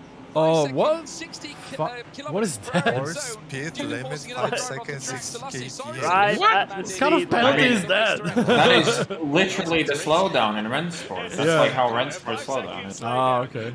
Yes, do that one You're gonna spend 5 seconds with the pit speed limiter on. Yeah. Guys, McCormack, dude, look at it. Guys, if there would be like 3 more laps, maybe Toman would catch him, by the way. Yeah.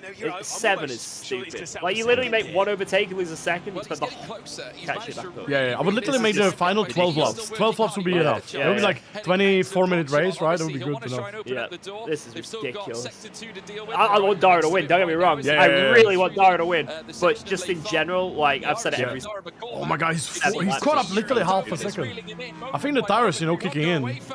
Yeah. Because Shinchik is all over Nils as well. Imagine if there was like 3 more laps. This would be sick. Maybe the tire model lasts only 7 laps. Yeah, that's a good the point. tire model can't do it. Guys, check driver on the 2nd position. Dara McCormack, our ACC boy, on P1 in the final race of round number 4 of ESL Rennsport. There, McCormack, let's go. Dara McCormack. Make chat. McDonald's. Dara McDonald's. Oh, look who's over him! Wow, let's go, Dara! Let's go! Let's go! Good job, good job.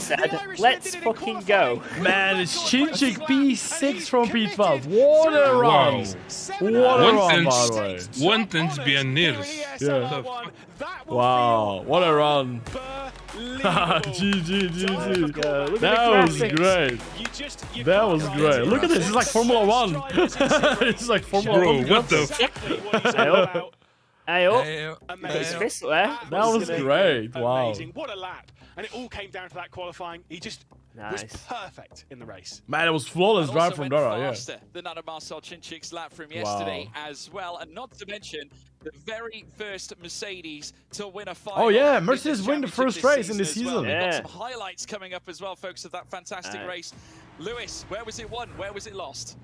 That's quality laps. I wonder if they will hit. I want to see that chicane, what happened between Siggy and Toman. Also, have you seen Siggy going with Toman into Eau Rouge, and instead of backing behind him, he literally tapped him on the entry. That was a very bad decision by Siggy. McCormack was able to hang on, sends it around the outside of Rivage, just Kevin Siggy Like trying with to make his way the through. power But of on the exit, BMU. that Yeah, he probably should have back off right before Rouge and then get him back. in first place towards the back If of the not field. this blood than next blood, like. For the race, battling it out with Moritz Lerner. Man, that was excellent final race, by the way. It was really good. That was like, great, yeah. Only criticism is it should be like 5 laps longer.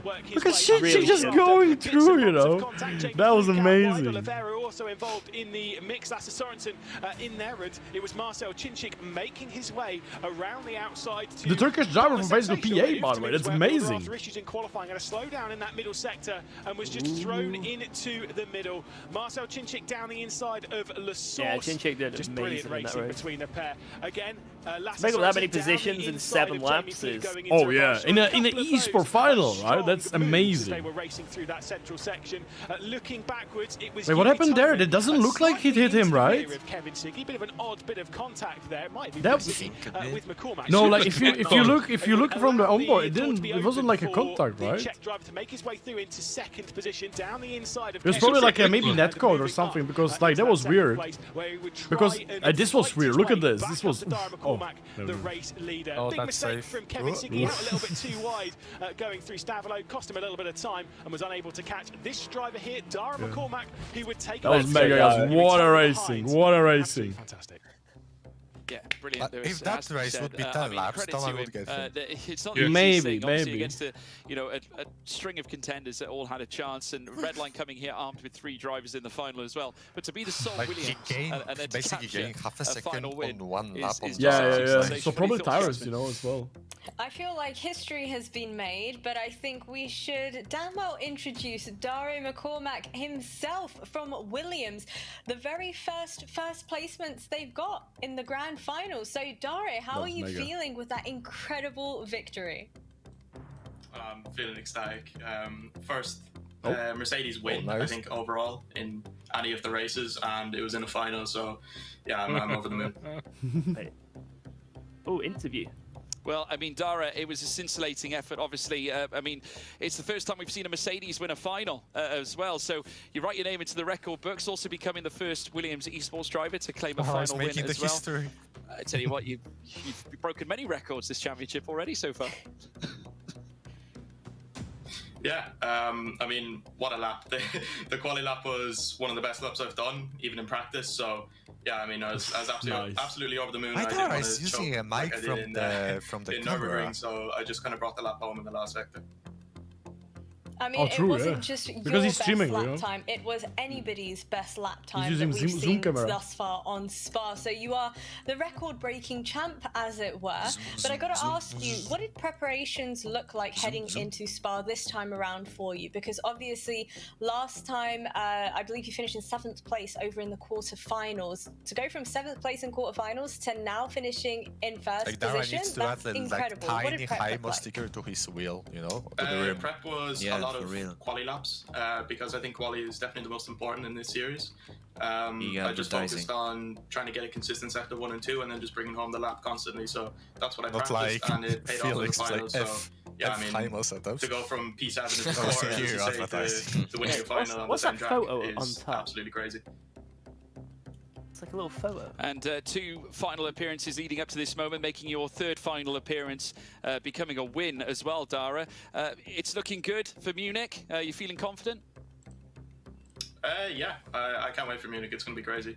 I'm gonna be there. I can't wait. Amazing. We're looking forward to seeing yourself and the team hopefully perform exceptionally well. I'm going to let you go and celebrate with the rest of your teammates. But George, I'm not going to let you go just yet. That was great. By the way, guys on the voice, check my open chat for some more drama if you would like to see. And I'm gonna be back in a second, guys. Guys, what a finals! What a finals! I hope you guys enjoyed, by the way, this watch-along party so far with Rennsport. I think those are really cool to watch. Guys, oh my god, what a drive by Dara McCormack, right? That was great. And Ishitoman, Czech driver, and Kevin Siggy. Fantastic, guys. Fantastic to watch. That was great. 2 semifinals and final race today. I hope you guys enjoyed. I think, in my opinion, Cinčić is the driver for me in the final because, like, he was driving so well and he overtook 6 cars. Nobody did that, you know. But it's a shame he scrubbed the quali. Maybe he could have won even if he would do, like, a better quali, you know. But, hey, that's the beauty of this. You have one-shot quali. Let me know, guys, in the comments. Let me know in the chat. What do you think? That was pretty cool.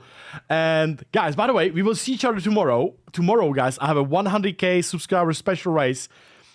82 cars. 82 cars on Spa Multiclass. It's gonna be insane. So yeah, I'm very looking forward, guys, by the way. Looking very much forward. And guys, thank you so much for watching. Thank you so much for being here today. I hope you had some fun for the past 3 hours. I really had some fun. It was great racing to watch. I really love these. So guys, yeah. Thank you so much. The grid is full. Grid is full, guys, for tomorrow. It's gonna be crazy. Absolutely crazy. And guys, yeah, thank you very much for watching. Thank you so much for subscribing, leaving a like and everything. And guys, yeah, see you tomorrow.